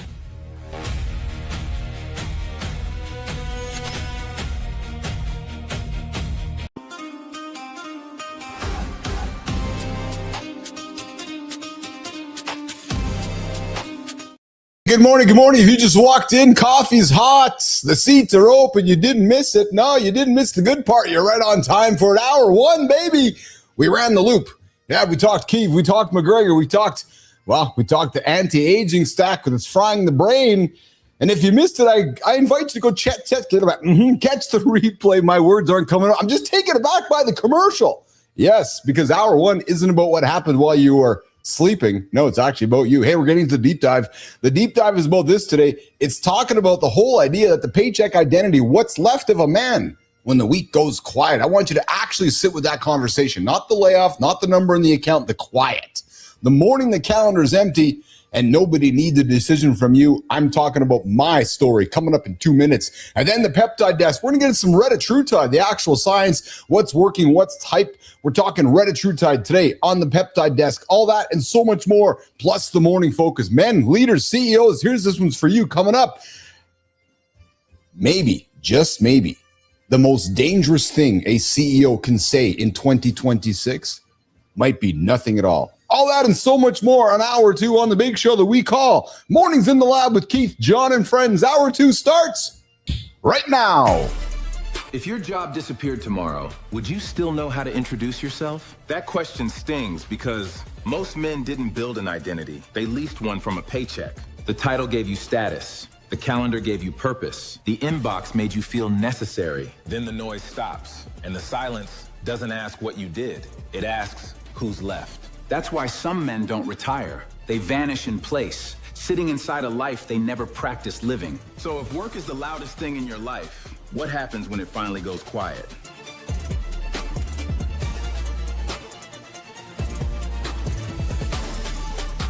You have been waiting for the perfect pivot for how many years now? 3, 5, 7? Somewhere around 3 a.m., you already know the door you are supposed to walk through. You just have not said it out loud yet. One side door, tonight, before you sleep. Text the person, send the email, open the tab, one move, that is it. Hey guys, thank you for that little tip there, Maya Reyes. Coming after us. Hey, what'd you guys think of the commercial, you guys? Putting some content out there for our for Division 7, John Kiesel and the gang. That commercial is running on ABC in the United States. And I thought to myself, I was talking to the team yesterday, like, hey, why aren't we running the commercial on our show? So guys, check it out. That is a brand new commercial we made. Aren't we plural today, Neiman? I mean, Neiman made it for our friends over at Division 7. And it is just showing the capabilities that we can deliver here in the lab. Hey, guys, so men confuse identity with role. And the role is what you do for money, but yet the identity is what's left at 6 p.m. on a Sunday when nobody's paying you to be alone. Well, guys, I got to tell you something. I got a confession to make. February 21st, 2020 something. And I know, Neiman, we all made it together, but you're the leader. Leader, Neiman's the leader. And, but the reality was, so guys, I got the call on a Friday. It was February 21st. I'll never forget it. And it was the old conversation going, hey, we're going that way. You're going that way. Well, man, I was lost. Yeah, I was absolutely lost. And I thought that my identity was the CEO of ICUC. I thought my identity was the founder of ICUC. I thought my identity was all of that. And all of a sudden I was quote unquote forced into retirement, if you want to call it that. And it sucked. And I'll tell you guys, for the first little while, what I did, It's like, I went to the Lego shop. Petro, I went to the Lego shop, man. And I went to the Lego store in Polo Park, and I started buying and collecting Lego. It's funny because I took some pictures as I was getting to know Neiman over the last couple of years of all the Lego I built up in the craft room over there. But that's exactly what I did because I didn't know what my identity was, right? And it was one of those things where, truthfully, maybe it was linked to the title, but also linked to the paycheck. And I'll talk about that because when you're rolling in some good cash every couple of weeks, you just kind of get used to that. And when it stops, 4 things stop. Yeah.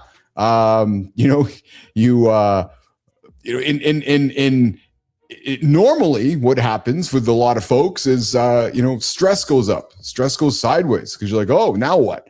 Right. So, I got to be honest. It was one of those things where it took some time to get through it. And I guess the question that, I'm throwing out there to all of you guys is, what's the version of you that exists when nobody's watching, paying or measuring? And have you seen that guy recently? Are you the guy every single day? Are you the guy that is different, based on what your paycheck is or what your title is, right? And what would you still call, who would you still call on a Tuesday at 2 if you had no job to invite them to? I'll tell you guys, I spent a year or so just in the garden, just driving around, getting stuff. Was this one day when I grow up, I want to get myself the Titanic? Yes. When I grow up, Neiman says the Titanic Lego. I love Lego. Do you guys love Lego? Maybe there's a daily opinion. Hey, Jimmy, the daily opinion. I forgot to ask Anderson about it. We can get to that one too, guys. But Lego, Lego is fascinating. Maybe to anybody who's chasing that identity loss, we got to put them in front of some Lego. And now that I think about it, maybe that is the trick to somebody who's going through life going, oh man, lost my job, lost my identity, traded my paycheck. Go buy a Lego set. Yeah, go buy a Lego set because while you're postulating that, while you're figuring it all out, while you're reading the instructions, it's funny talk about instructions. I remember teaching Carter when he first got his Lego stuff. He would look at the pictures and go right from 0 to step 8. I'm like, dude, you got to do it step by step by step. Even though I know you want to go right to 8, you want to go right to 10, you want to go to 12. You got to step by step by step. That was the lesson. Right? Step by step by step, laying out all the pieces, pulling it all together. But I'll tell you guys, that paycheck identity, when I lost that paycheck, when I lost that identity, I definitely went through a point in time where I was lost. There's no question about that. I'd love to hear from you when, if you lose that check, do you get lost as well? I'm going to ask Anderson the point of view here, the daily opinion. Hey, Johnny, should weed smokers be allowed to own a gun? And I'm being serious because in Texas, that question's on the table right now. The courts, the United States government is saying to themselves, should somebody who consumes cannabis be allowed to legally own a gun? What's your opinion on that? I think it's probably safer to have that guy have a gun than a fucking alcoholic. Yeah. I would. There was a fellow arrested in Texas. When they came to his place, they found that there was a gun in his place. They also found that he had some cannabis in his place, which asked the question, should you be owning a gun while you have cannabis in the same spot? So put it on the table because I'm with you. That how many times do you see two guys fucking smoke a joint and have a fist fight? It's not very violent at all. Not a very violent situation. But how many times do you see guys drink a bottle of Jack and have a fist fight? Absolutely it. Yeah. All the time. All the time. Yeah. Hey, I never asked this question before, and I'm being serious.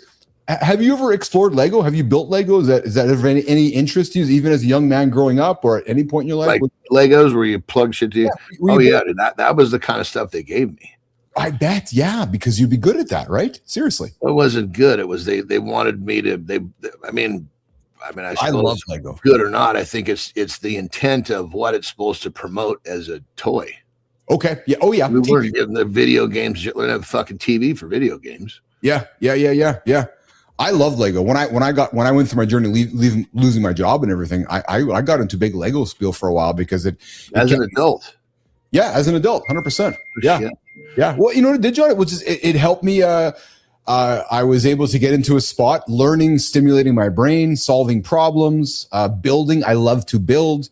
And it was, I thoroughly enjoyed it and complicated stuff, right? Like not just a little fucking like mini person, but some pretty significant things, which I really thoroughly enjoyed. I think that now you're playing Legos with business. That's exactly correct. No, you're bang on, because when I didn't have my job, I was like, I needed something to do. I needed to build, right? So you're bang on. So now I've replaced the Lego with the business. That's like me digging fucking holes, building koi ponds. Yeah. Yes, exactly. Yeah. Hey, we both have dogs. WTF is this? We're going to get to Did You Know? We're going to get to the peptide desk in a quick second. I want to talk Reddit True Tide with you. So, man, listen, New York subway dog rule sparks the most creative bag solution ever. So you're not allowed to take a dog onto the subway, but you can carry it in a bag, Johnny. So if you wanted to go with Midas into the subway in New York City, you could wrap. Look at that guy. He's got his hands on the shoulders. That was cool. I know, right? But and there's a lot of so you just got to have them in a bag. Right. Well, so I told Terry, I said, when these two fucking monsters are gone, if you want another dog, that fucker has to fit in your purse, not a fucking dog bag, in your fucking purse. In your purse. Well, so I will confess to you, I have my English bulldog. Good morning, Tiny Lion Gaming. Lame hats. What kind of? Show me your hat. Tiny Lion Gaming. So I have obviously the English, my big English, and I have a little mini Pomeranian now. Johnny, I love my Pom. It's just small. I can carry. It's like a teddy bear. Right. So to your point that if you guys do decide to get another animal after your current one goes, I can appreciate your comment, because it's like, no, because then you can take it on a plane, put it in a purse, put it wherever. Right. It's like a little cat, Yeah. So, speaking of on the plane, as I further my fucking research, to fucking get a plane where I can take a piss is going to increase my bill about 3 or 4 times. Can I got it. I've been waiting to have a conversation with you about the plane, because we talked about it about 10 days ago when you drove it. I'm sorry, you drove it. You got behind it. Why do you think you drove it? You flew it, and then you're driving it on the ground. Yes, and then I know you've been thinking about things because you've been learning about it, and now you're realizing that. Oh, we might not have something for you to piss now. So it's going to add a few more dollars to the whole thing. Good morning, Lauren. Yeah. You're going to end up with like a G5 or a G7 or something. You're going to end up with some fucking super jet. You're going to be like, Billis, yeah. All right, I got myself this, and this. I'm coming to pick you up because I needed to be able to get here. I needed to have a dump on. I needed to have a piss. I need to take my animals. Well, because my extreme natures of thinking, I'm like, I was like, well, if we're gonna fucking fly to different states and shit, I gotta be able to take a piss. Well, I know. I want to get up, want to get there fucking faster. So these planes that have a pisser, whether it's a turboprop or a jet, they go 3 or 4 times faster. Yes. Now that covers that whole thing. Yes. But then it's like, God damn it, that's a big fucking bill. I mean, we're talking, all of a sudden this bill is like, closer to $1 million than 100,000 now. God damn it, this is a change. Then I think, well, let's go to the other side of the equation. What if we just get one that's just fucking fun to go fly, like having a hot rod? Yes. Right? Yes. Then we're doing loops and shit like that. That. To me, I was like, fuck, that's Terry's like, no interest in that. Oh my God. And I love it. Mike Sullivan, member for 11 months. You are awesome, Sully. I appreciate you, man. Good morning, Lauren. I love you, my babe. Good to have you in the comments this morning. Hey, Johnny, did you know that dead fish heads still bites harder than some sharks? Jimmy, let's run this. Oh, say that. Did you know a dead wolffish head can still bite hard enough to crush a soda can? The fish isn't alive. The jaws still slam shut on contact. That's cold water nightmare fuel. Those teeth weren't built for drama. They're built for crushing shells, crabs, and anything dumb enough to test them. That's why fishermen use tools first. Hands lose that argument fast. Curiosity gets expensive. Dead doesn't always mean safe. Reflexes don't care. That's our today's Did You Know? Back to Keith and Jon.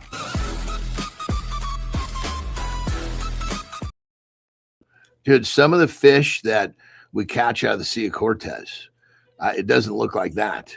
But the fucking teeth, yeah, I swear to God, look at the teeth. I'm like, Jesus Christ. This is, teeth like a small cat. Yeah. Like, fuck, man, what is this thing eating down there? Well, that's why when you say, when you joke, and even AJ jokes about the ocean, like that darkness, you'd have no idea what's underneath there, right? We always talk about wanting to go to space, but yet what the hell is underneath there? But Johnny, that's a decapitated wolffish, a wolf eel. And it has a post-mortem bite reflex. So as it's dead, that's the post-mortem reflex. And you can see it crushing a fucking can. Fishermen have lost fingers and hands to... Oh, fuck, look at that. Crazy, eh? It's kind of one of those, really. Because it's dead, but yet it's not. It just bit right through that fucking Coke can when it was full. Yeah, yeah. And a decapitated head. That's what's bizarre. Like, there's nothing connected to it. It's the fucking head. I wonder how long it would do that. Yeah, I was wondering. Funny because when I cut that, when I found this clip, I didn't do the research on it, but it's crazy, man. It's absolutely crazy. All right, I'll tell you what's not crazy. I've been eager to have this conversation. We were supposed to have it yesterday, but we were too busy. Keith disagreeing with Jon, saying no for half an hour. So today, and it is best about that is, yes. I said I agree. I'm with you. No. I said everything I could think of to get you to say that I'm not standing against you, and it was still no. No, Johnny, no. Patrick Doyle says, wow, that's I'm not listening. No, I agree with you. I agree with you. No, you're not listening. Oh, I love it. I love it. I love it. All right, coming up, a new favorite segment of mine from my teacher, my mentor, my coach. We're going to get into the peptide desk. We're going to talk about retatrutide, the triple agonist that might bury some of the GLP-1s or GLP-2s. Coming up, Jimmy, let's talk. Let's open it up, the peptide desk this morning. Keith Jon, morning. Nation, Ozempic changed the weight loss conversation. But there's another compound making researchers, clinics, and curious men look twice. It's called retatrutide TAND. And unlike GLP-1 drugs alone, this one targets 3 metabolic pathways at once. GLP-1, GIP, glucagon. 3 receptors, 1 compound, and a big question. What happens when the weight comes off fast? Retatrutide is still being studied. It's not approved, not casual, and definitely not something to chase from a group chat. Quick disclaimer, nation. What you're about to hear is Jon's personal experience, not medical guidance, protocol, or scientific advice. Talk to a qualified clinician before making health decisions. We're here for the conversation, not to prescribe, promote, or diagnose.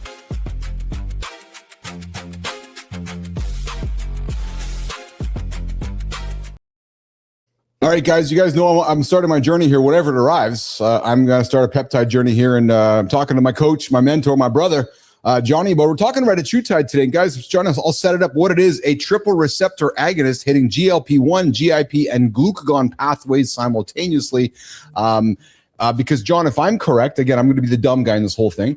The first generation of these things, for example, Ozempic, GLP, it was just like GLP-1 was like a one receptor, right, Johnny? Like simplifying it for me, just did one thing, correct? Am I correct? So yeah, basically just figure that these things are all tools. Yes. Good choice of words. And I think the biggest, most of, let's talk about Americans because that's the primary. 100%. Yeah. They're looking for this way to not be hungry. Mm-hmm. And it's like saying, I'm looking for a way not to be rich. Does that make sense? Because yes. when you find, like, because any of these, I mean, GLP-1 and 2 will really fucking knock that hunger out. Like, bam. Like, we're talking like hunger's gone because you don't feel well. Mm-hmm. Real easy to not fucking eat when you feel like you're going to throw up. Yeah, 100%. My mom, I told you my mom story, Johnny. My mom went through that when she went through it. It fucking scared the hell out of the whole family because. So what happens is when it basically kills your appetite, right, you're eating less. Yes. So when you're eating less, you're putting less wood on your fire, which means your fire is dying. Yes. Your fire is your metabolism. Yes. Once you don't feed that fire or your metabolism long enough, it gets damaged. Yes. So if people are thinking, oh my God, this is so great, I could finally not eat. And they think it's a win because they've tried so long to, eating fucking, bowls of lettuce and shit, trying to fucking get themselves to feel full. And they think, oh my God, all I have to do is take this injection once a week and I'm fucking barely eat all week. Well, it feels like a win, but it's actually they're really fucking themselves. They back themselves into a corner because you start to lose because you're eating less, of course. And then as time goes forward on a restriction setting, the only way to keep that progress going is to continue to eat less. Well, you get to a certain point where you're eating and these are calorie people. They're Yeah, eating yeah, yeah. calories a day. Yeah. And which is not much, maybe 700 calories a day, and they're not losing any more because their metabolic rate is so damaged. Nothing they're going to fucking do is going to make their body at that point is holding on to everything, including the fat they're trying to get rid of. So really, when it comes to these GLPs, the beautiful thing about retatrutide is they turned that whole GIP way down. So like I use Reta, I shit totally regularly. I've never had a problem because my metabolic rate is moving. Yes. I continue to feed my metabolic rate. Yes. There's no issues there. But if I was to go the other way and let it alter my eating habits, then my metabolic rate would start to slow, which I would then back myself into a corner as well. So I'm just talking general about the GLP family.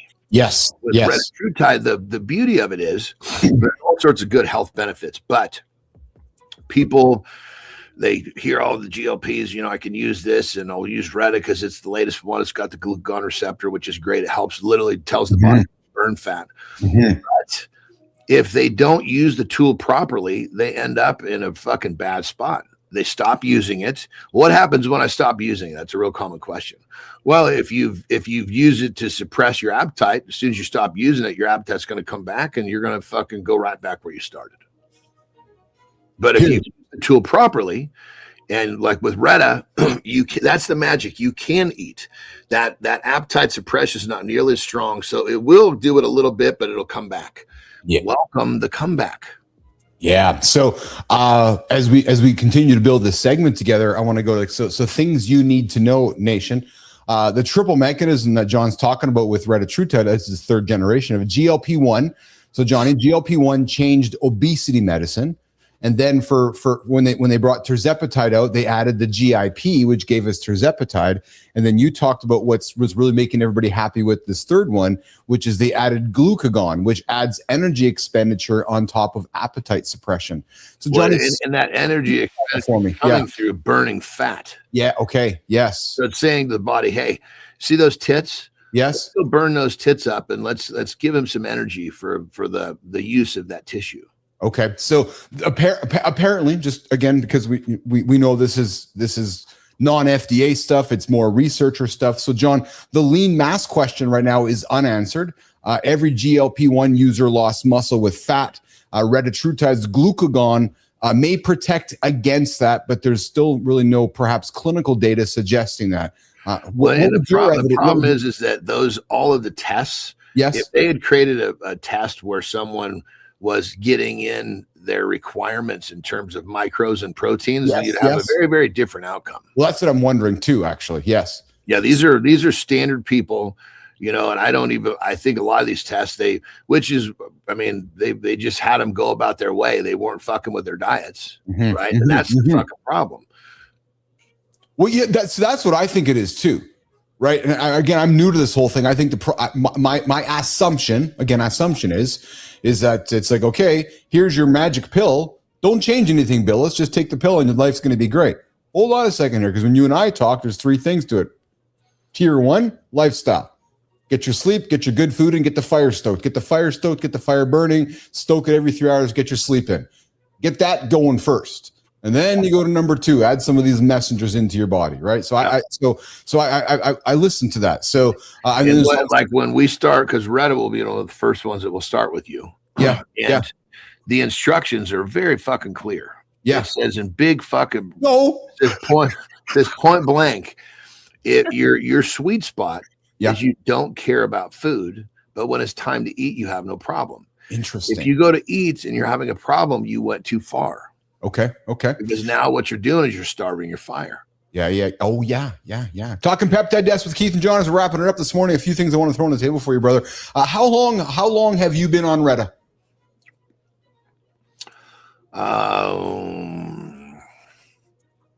Over a year. Okay. And then, and can you talk about some of the side effects that you have had from it? If any, frankly. Yeah, no. I mean, I purposely give by it. I go to levels where I find out what side effects are. I know you do. Yeah, that's what I'm asking. I mean, it can fucking totally turn your appetite off. You can take enough to where when you eat, you don't feel well. These are the things from taking too much. Okay. But again, these are the things that most people think they're trying to achieve. Like so many of my clients are all dialed in and they're fucking, I mean, they're like just shedding body fat. They feel fucking great. Their doctor's like, I don't know what you're doing, but your blood tests look great. I don't even want to talk about it. Just keep doing it. And then the appetite suppression part will start to drift away. And they're like, oh my God, I'm getting hungry. We've got a big problem. I said, no, we don't have a problem. The question is, are you able to continue to eat the food you're supposed to eat? If that becomes a problem, now we have a problem. Oh, interesting. But see, in people's minds, oh my God, my hunger's coming back. I got a problem. No. Whether your hunger's back or not, that's kind of besides the fact. If you're eating what you're supposed to and at the right times, you're good to go. So, okay, I see what you mean. Yeah. I mean, a lot of times it happens all the time where guys will come and they'll like, well, I want to build some muscle, drop some body fat. And they'll end up dropping off of body fat real quick because everybody's body chooses a different path through a recomposition. So ultimately what will happen is they'll drop off a lot of body fat. They'll lose a bunch of weight as their appetite starts to come back. I say, look, just feed it. Just eat within the guidelines I'm giving you. They'll start to gain weight, but they're still getting leaner in the process. And they still have a hard time. Oh my God, I'm gaining weight. Well, are you still cutting new holes in your belt? Yeah. Well, what's the fucking problem? 2 months ago, you're fucking bitching because you're losing weight too fast. Now you're fucking gaining weight. Your waist is still getting smaller. People are just too conditioned to look at the wrong metrics. Yeah.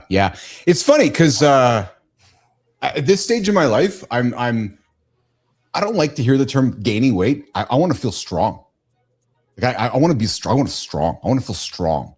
Right. So that means eating food. That means sleeping, and that means doing the right things to feel strong.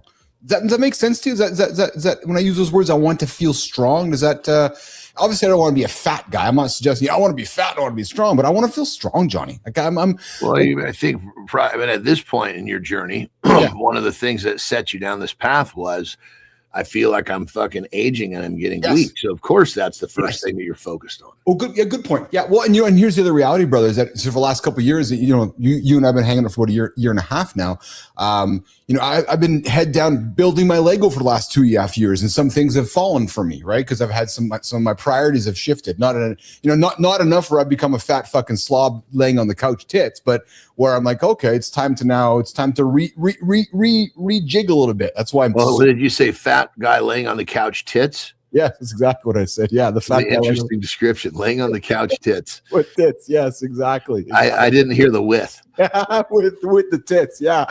Hey, so when you're on Retta, Johnny, so is it a once a week thing, every few days thing? And I know it's all in my instructions, but just so what we'll do, and is it's a daily to get started because we're taking these little bitty daily doses. Yes. Because if we take bigger doses a few times a week, we could go shooting way past your mark. Oh, I see. Okay. So this small dailies until we get to that, what I call your sweet spot. Yes. Then once you're at your sweet spot where you don't care about food, but when it's time to eat, you have no problem. We roll it out. If you exist there for a week or two, then we calculate the total number and then divide it by 2. Bam. Now you're twice a week rather than every day. The thing about, so I got to be frank, brother. So when you say to me the thing about not caring for food, I have a hard time really understanding what that means because I don't know that yet. Yeah, you know what I mean? You'll experience it. Yeah, because when Cheryl was talking like food noise, and you guys use those terms, and as I was doing my research, have it. It's just your own. Like when you're entertaining, eating something you're not supposed to, and you know better. That's food noise. Oh, okay. Oh, okay. I didn't look at it that way. I see what you mean. Yeah. Because Cheryl was explaining to me, and I appreciate her comment, which was, you get up, you start your day, and you're already thinking about what you're having for dinner later today, or what you're doing. I'm thinking, I don't know, because we've talked enough about her diet, but I'm thinking she's probably existing a little bit too much in a restriction setting, in a deficit setting, which that prompts the body to have a survival mechanism. So it's much harder to get rid of the food noise when your body's in that survival mechanism. Interesting. Johnny Lauren's been taking some progesterone therapy, and as soon as I started on progesterone, any food noise went right out the window Can you relate to that or know anything about that, or Terry, or anything about that, Johnny? Or she's the hormones. What she went through is exactly what you're going to go through. Oh, okay. Okay. Interesting. Yeah. Yeah. Just obviously two different mechanisms of getting you there. Yeah. All right, there's the peptide desk, guys. We're getting into a regular with Keith and Jon, and as I get my product here soon, I'm going to continue sharing stories, experiences, and we're going to do it together on this show here. And I don't see no reason why it's probably going to stop. So that's coming up here on a daily basis. Hey, Johnny, so I found something which is kind of fun for Jon Before You Go this morning on the vintage side of things. Remember when, I don't know if you ever got these. So I didn't get these so let me back it up. I would always get nervous for track day because I sucked at it. Jimmy, let's put this up, man. Remember these? You used to get all these fucking ribbons. Dude, I did not like track day. What is track day? So like track and field, like when grade 8 or grade 9. I know, but it was never a day, was it? It was a day for us at school. Yeah, it was like when you had to do like the high jump or any of those things. Like it was athletic stuff, and I wanted to be like the jock, but I wasn't. So I always sucked at this. So I fucking hated field day, Johnny. I'm serious, man. I was like, I would be sick for it, or I'd be like, I don't want to go to field day, and because I was kind of a pussy about it. Did you enjoy it? Did you do track and field? We didn't have a track day. You didn't do like any track and field? I did, but we had the track team. Yeah. I did track. Yeah. But then I think that lasted, and then at a certain point, it was just because I had to do sports. Period. There was no, of course, for me, there was no coming home after school. Yeah. I was given 1 week between sports to come home and whatever I wanted to do, but that wasn't a part of how I was raised. But then once I fell in love with lifting weights, my mom realized that when I said I was going to go lift weights after school instead of track, she believed me. So she didn't care what I was doing. She just didn't want me doing nothing. Yeah. Well, I think that's what most of us parents, we want our kids doing something, right, instead of doing nothing. But yeah, I remember it was generally in June, one of the last weeks of the school. It was track and field day, and then we all got these ribbons. And because nobody ever lost, right? It was first, second, third, fourth, eighth place, but everybody got the ribbon, Johnny. I didn't like it. You got, even back when we were kids, that was happening to you guys? Yeah. Well, no wonder you're such a fucking pussy. Yeah. Oh, man. What are you doing today? What's going on today in your world? Getting ready for your company? How many people got coming? I think like 15. Holy shit, man. Yeah. Yeah. Last year we had I think right around 20. Oh yeah, I remember that. Yeah, and they're all staying, aren't they? Everybody's staying too, aren't they? Yeah. I mean, the whole fucking place is going to be full. Even the hide bed over here is going to be full right across from me. That's fun. That's fun. That's cool. Yeah. It'll be a fun. It's a cool thing. I mean, it's like it's kind of become a bit of a tradition. And my middle daughter, funny enough, she's actually fucking moving to New York next month. Oh wow, is that the one with the big job? Yeah, but funny enough, it's not for her. It's for her other half. He got a big job over there. Fucking rights, man. That's awesome. Where in upstate New York, Johnny, or in Manhattan, or where are they going? They're living in, I think, West Village is where they're going to live. Oh, wow. Oh, so we're talking some serious shit. Good for him, eh? You got to feel pretty proud as parents then. Yeah, I mean, it's the bottom line is, she took a little resistance, Yeah. And I said, kiddo, look, of course I'm going to miss you. I don't want you to go on the surface, but down deep, I'm fucking stoked for you. This is what you wanted to do. You need to go out and experience the world, experience life. I mean, it's what you watch me do. You supported me. I'm supporting you. Dude, that's awesome, man. That's pretty fucking cool. Yeah. When they had no. I think this will be this weekend, and then I think in 2 weeks they're going to come back again because she's got to drop off her fucking car. They're not going to have a car. Oh yeah, okay. So she's going to leave her car here, and then fucking off they go. We might find you and Terry heading out to New York sometime in the next year or so. Yeah, I'm sure we will. Yeah, that's pretty cool. That's really cool. That's cool.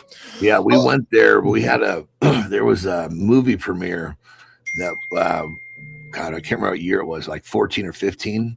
Yeah. And it was a pretty cool. The little girls got to be in it because I told them, I said, look, either you're going to have to fucking pay for daycare to keep them because they got us an apartment. Okay. You're going to have to either pay for the daycare while we're gone, or you're going to have to fucking keep them on set. you know, and they're like, yeah, we'll just put them in as an extras, and they fucking got a little trailer for them, so they were in there for this fucking great. Now so they have so the debut, the movie debut, was actually in Manhattan, and so they've been there before. Nice. And now they have an IMDb credit because they're all like yeah, we've been in a movie. They're on IMDb, which is pretty fucking cool, actually. So yeah, they were what they liked was that, you know, because you just fucking go downstairs and you walk everywhere. Oh, everything's so close together in New York City. Oh yeah, New York City is a wonderful city, man. I certainly enjoy my time there. Have you been to London, John? London, England? Yeah, that's a great place too. I've certainly enjoyed London too. So much. Yeah, I've been all over the world, man. It's crazy. Yeah. I wish I had documented it more. Okay. Yeah. Because it's like, fuck, I've been talking to some of my buddies that I travel with, and they're talking about, they'll bring up a story. I'm like, oh my God, that was so fucking cool. But had they not brought it up, that might have stayed in my fucking memory locker and never come back to my forefront. Yeah. It's funny because as much as I think we probably both enjoyed traveling the world and exploring the world, I know we both, I think I can speak in confidence for you. I think we both just as enjoy being around our place now, right? And in our rhythms and our routines of what's happening in our backyard, right? And this, I find there's such comfort in that these days. So it's you know what it did. What it really kind of was you kind of fucked me up because she's like, you've been all because you know she traveled a little bit, but not like me, you know. Yeah. And you know, it was like. She's like, you know, you've traveled all over the fucking world and you've never fucking played for a fucking plane ticket or a hotel. A lot of times I'm getting paid just to get on the fucking plane. Yeah. So it's kind of like, we're going to go somewhere. I'm like, well, I'm fucking paying for a plane. I don't think I've ever fucking done that before. You need to find a sponsor to get you to New York City to go see your kid. I mean, what is this fucking paying for an air ticket? What is this all about? You got to go buy yourself an airplane, my brother. That's what you got to do.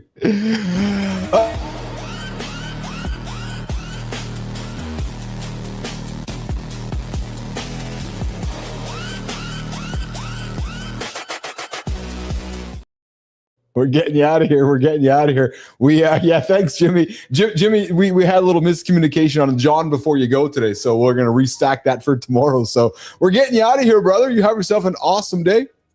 That's it. Tomorrow's Friday, isn't it? Tomorrow's Petro's in the house, my brother. Yeah, we got a show with Petro tomorrow. Looking forward to that. I got to figure out how I'm gonna work this out because I don't know if this room will be available, but I'll figure it out. You'll figure it out. Maybe we'll be sitting by the pool or in the water or something. Yeah, never know. It's fucking dark when we start. Yeah, I know it is. Yes, it is. I mean, the sun is just coming up right now. Yes, coming up right now. All right, my brother. Lots of love, pal. I certainly enjoyed our time here today. It was super fun. Went fast today, man. Holy shit. You're going really fast. Yeah, really fast. Enjoy your day today. Enjoy your day with the family. Enjoy yourself getting sorted out. And I look forward to connecting with you.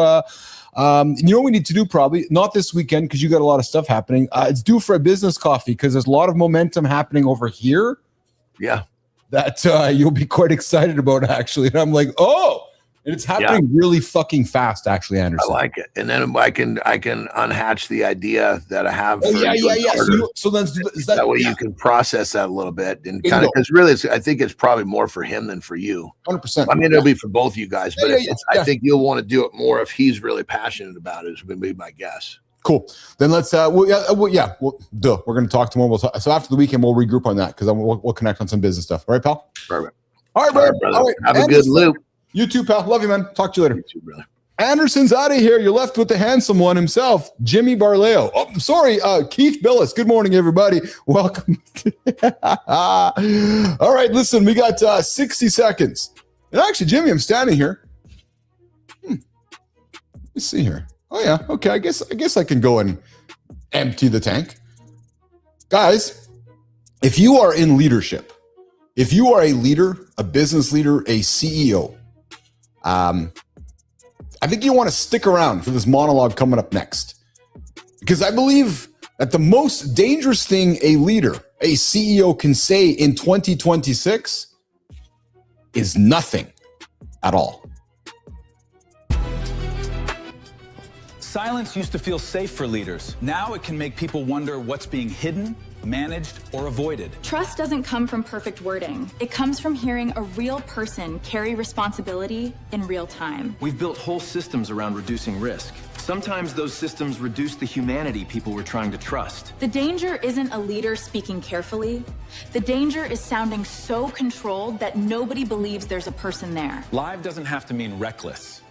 It can be prepared, moderated, recorded, and clear about what's on limit. That matters now because polished content is everywhere. Proof matters more when anyone can manufacture the performance. The question is changing. Not, was this message approved? But do we believe the person behind it? Keith's about to break down why the room matters.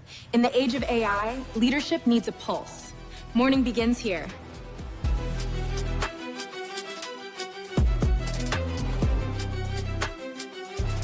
There's a version of your life you can't stop picturing.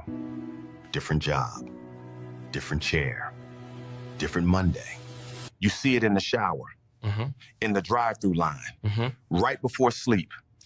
That version, that one.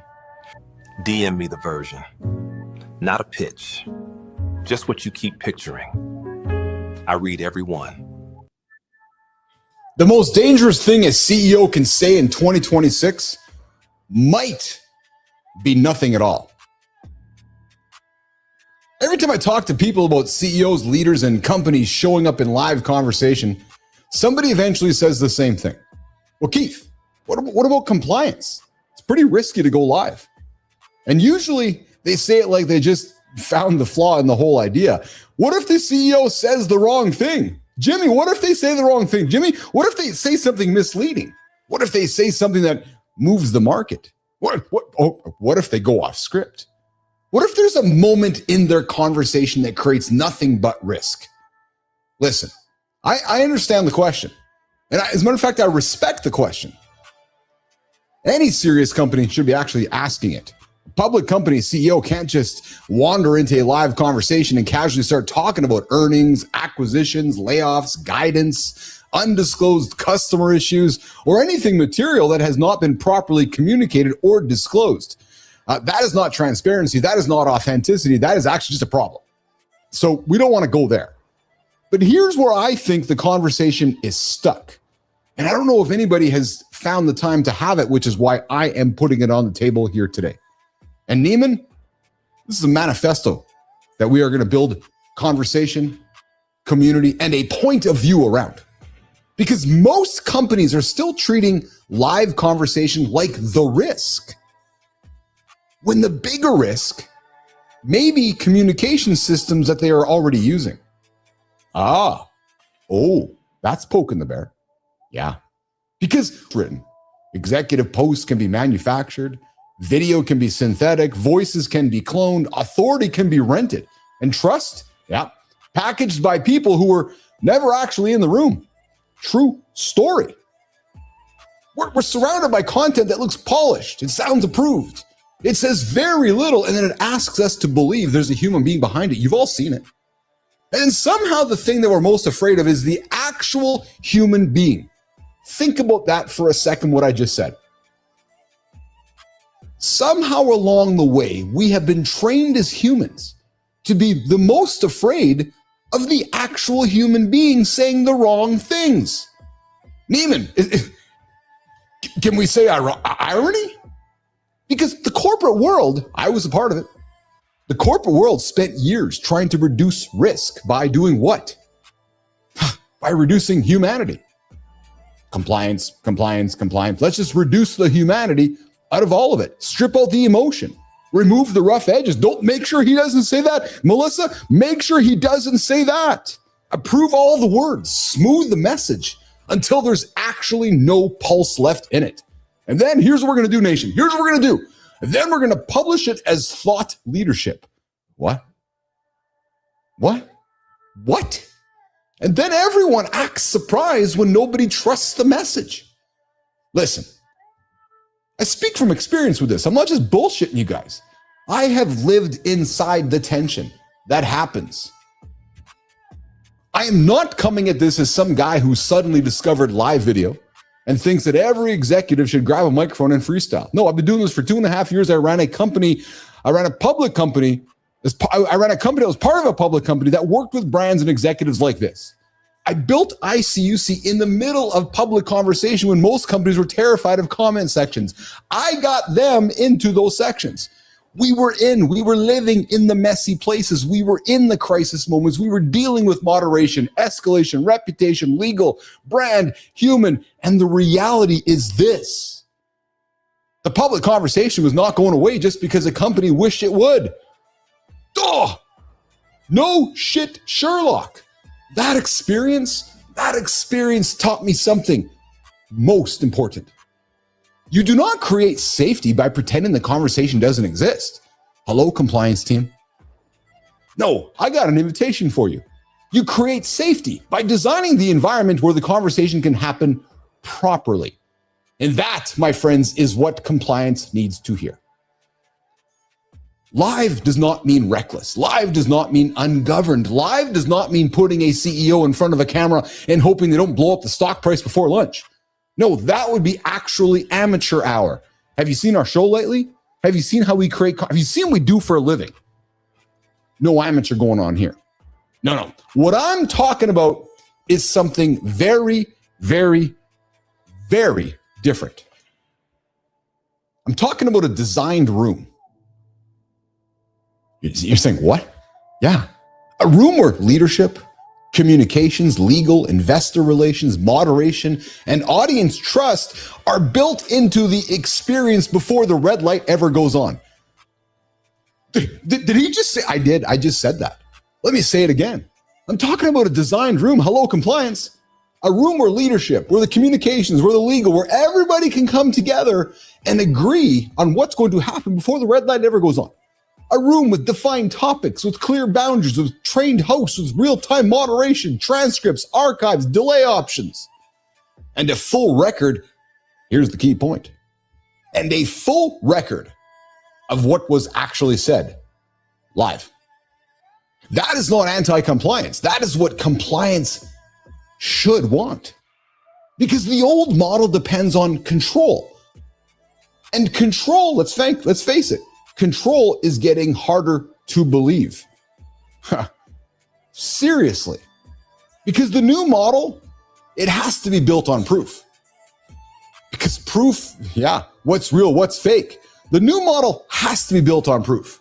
Who said it? When did they say it? At what time? What was the full context? Was it available to everyone? Can we replay it? Can we audit it? Can we separate the actual statement from the clipped, twisted, out of context version that shows up later? And here's what everybody misses. Most of the world consumes content in shorts and clips these days. Live conversation, done properly. What does it do, guys? It gives you receipts. Yeah, it's logged. It gives you context. It gives you a public record. It gives you the tone, the intent, the exchange, the follow-up, the correction, the full human signal. Because you know what? That all matters now.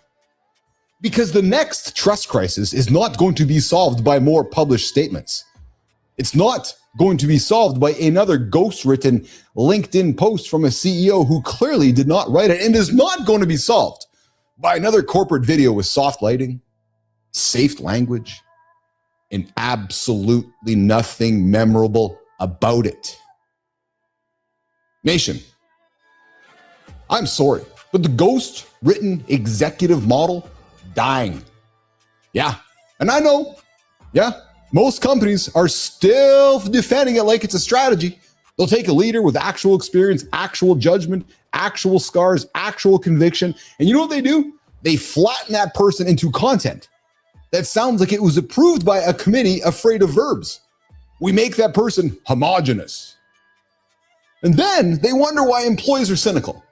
They wonder why the public is cynical. They wonder why customers are skeptical. They wonder why investors listen more closely to rumors than official messaging. Yeah, I got the news from X. What?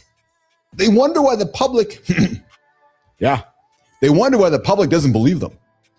I know. Maybe the problem is not that leaders are incapable of communicating. Maybe the problem is that companies have become terrified of letting them sound human. Let's just say that again. Maybe the problem is that companies are terrified of humans being human. Again, the irony in all of that. And I understand why. Listen, I understand why. I built a career in this. I built a business in this. I built my life in this. Humans are messy. Live conversation has edges. If you listen to our show lately, you cannot sand every moment down before it happens. You cannot predict every sentence. You never know who's going to show up in the comments, and you cannot remove every ounce of tension, but that is also why people trust it. Let me ask you this. Do you trust me? I know you do, because you show up with me every single day. Because real trust is not built in the absence of risk. I put risk on the line every single day for 2 hours. Real trust is built when risk is acknowledged, it's governed and faced in public. I face you guys every single day in public. And that is, I think, the shift that we are entering. Compliance can keep operating like its job is to stop leaders from speaking, or it can evolve into something more important.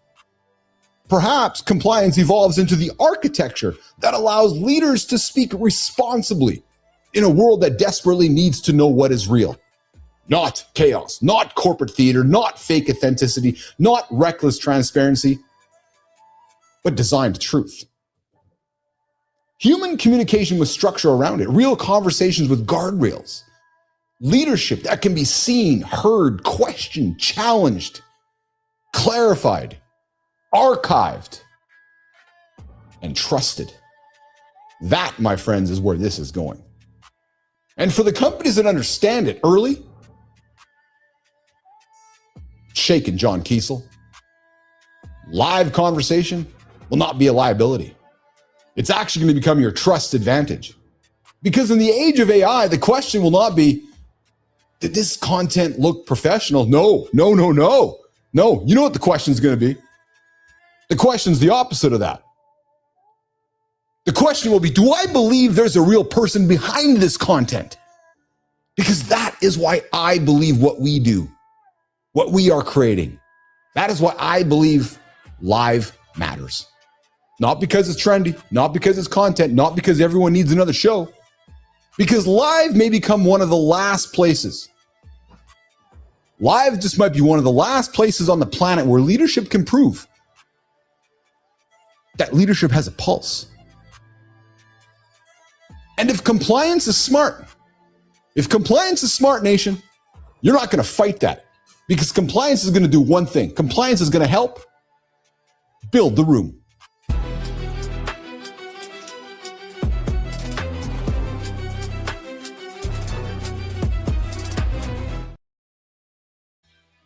Wrap it up with another big show we call Mornings in Live with Keith Jon and friends. Coming up, House of Bricks Live. We're going to Saffron. We sure are, 100%. We got Sean LaFavor, Adam House getting after a big conversation today. And they're going live, you guys. They're going live because that is what you do. Because you know what? Sean's a real person. Adam's a real person. That's why live matters. They might have a mistake. They might trip. There might be something happen along the way. But the reality is it's not scripted. The reality is it's not edited, not polished. You're going to get a live contextual conversation in real time. So I invite you to go check out House of Bricks Live with Adam House as well as Sean LaFavor coming up in about 5 minutes on the Mornings in the Lab network.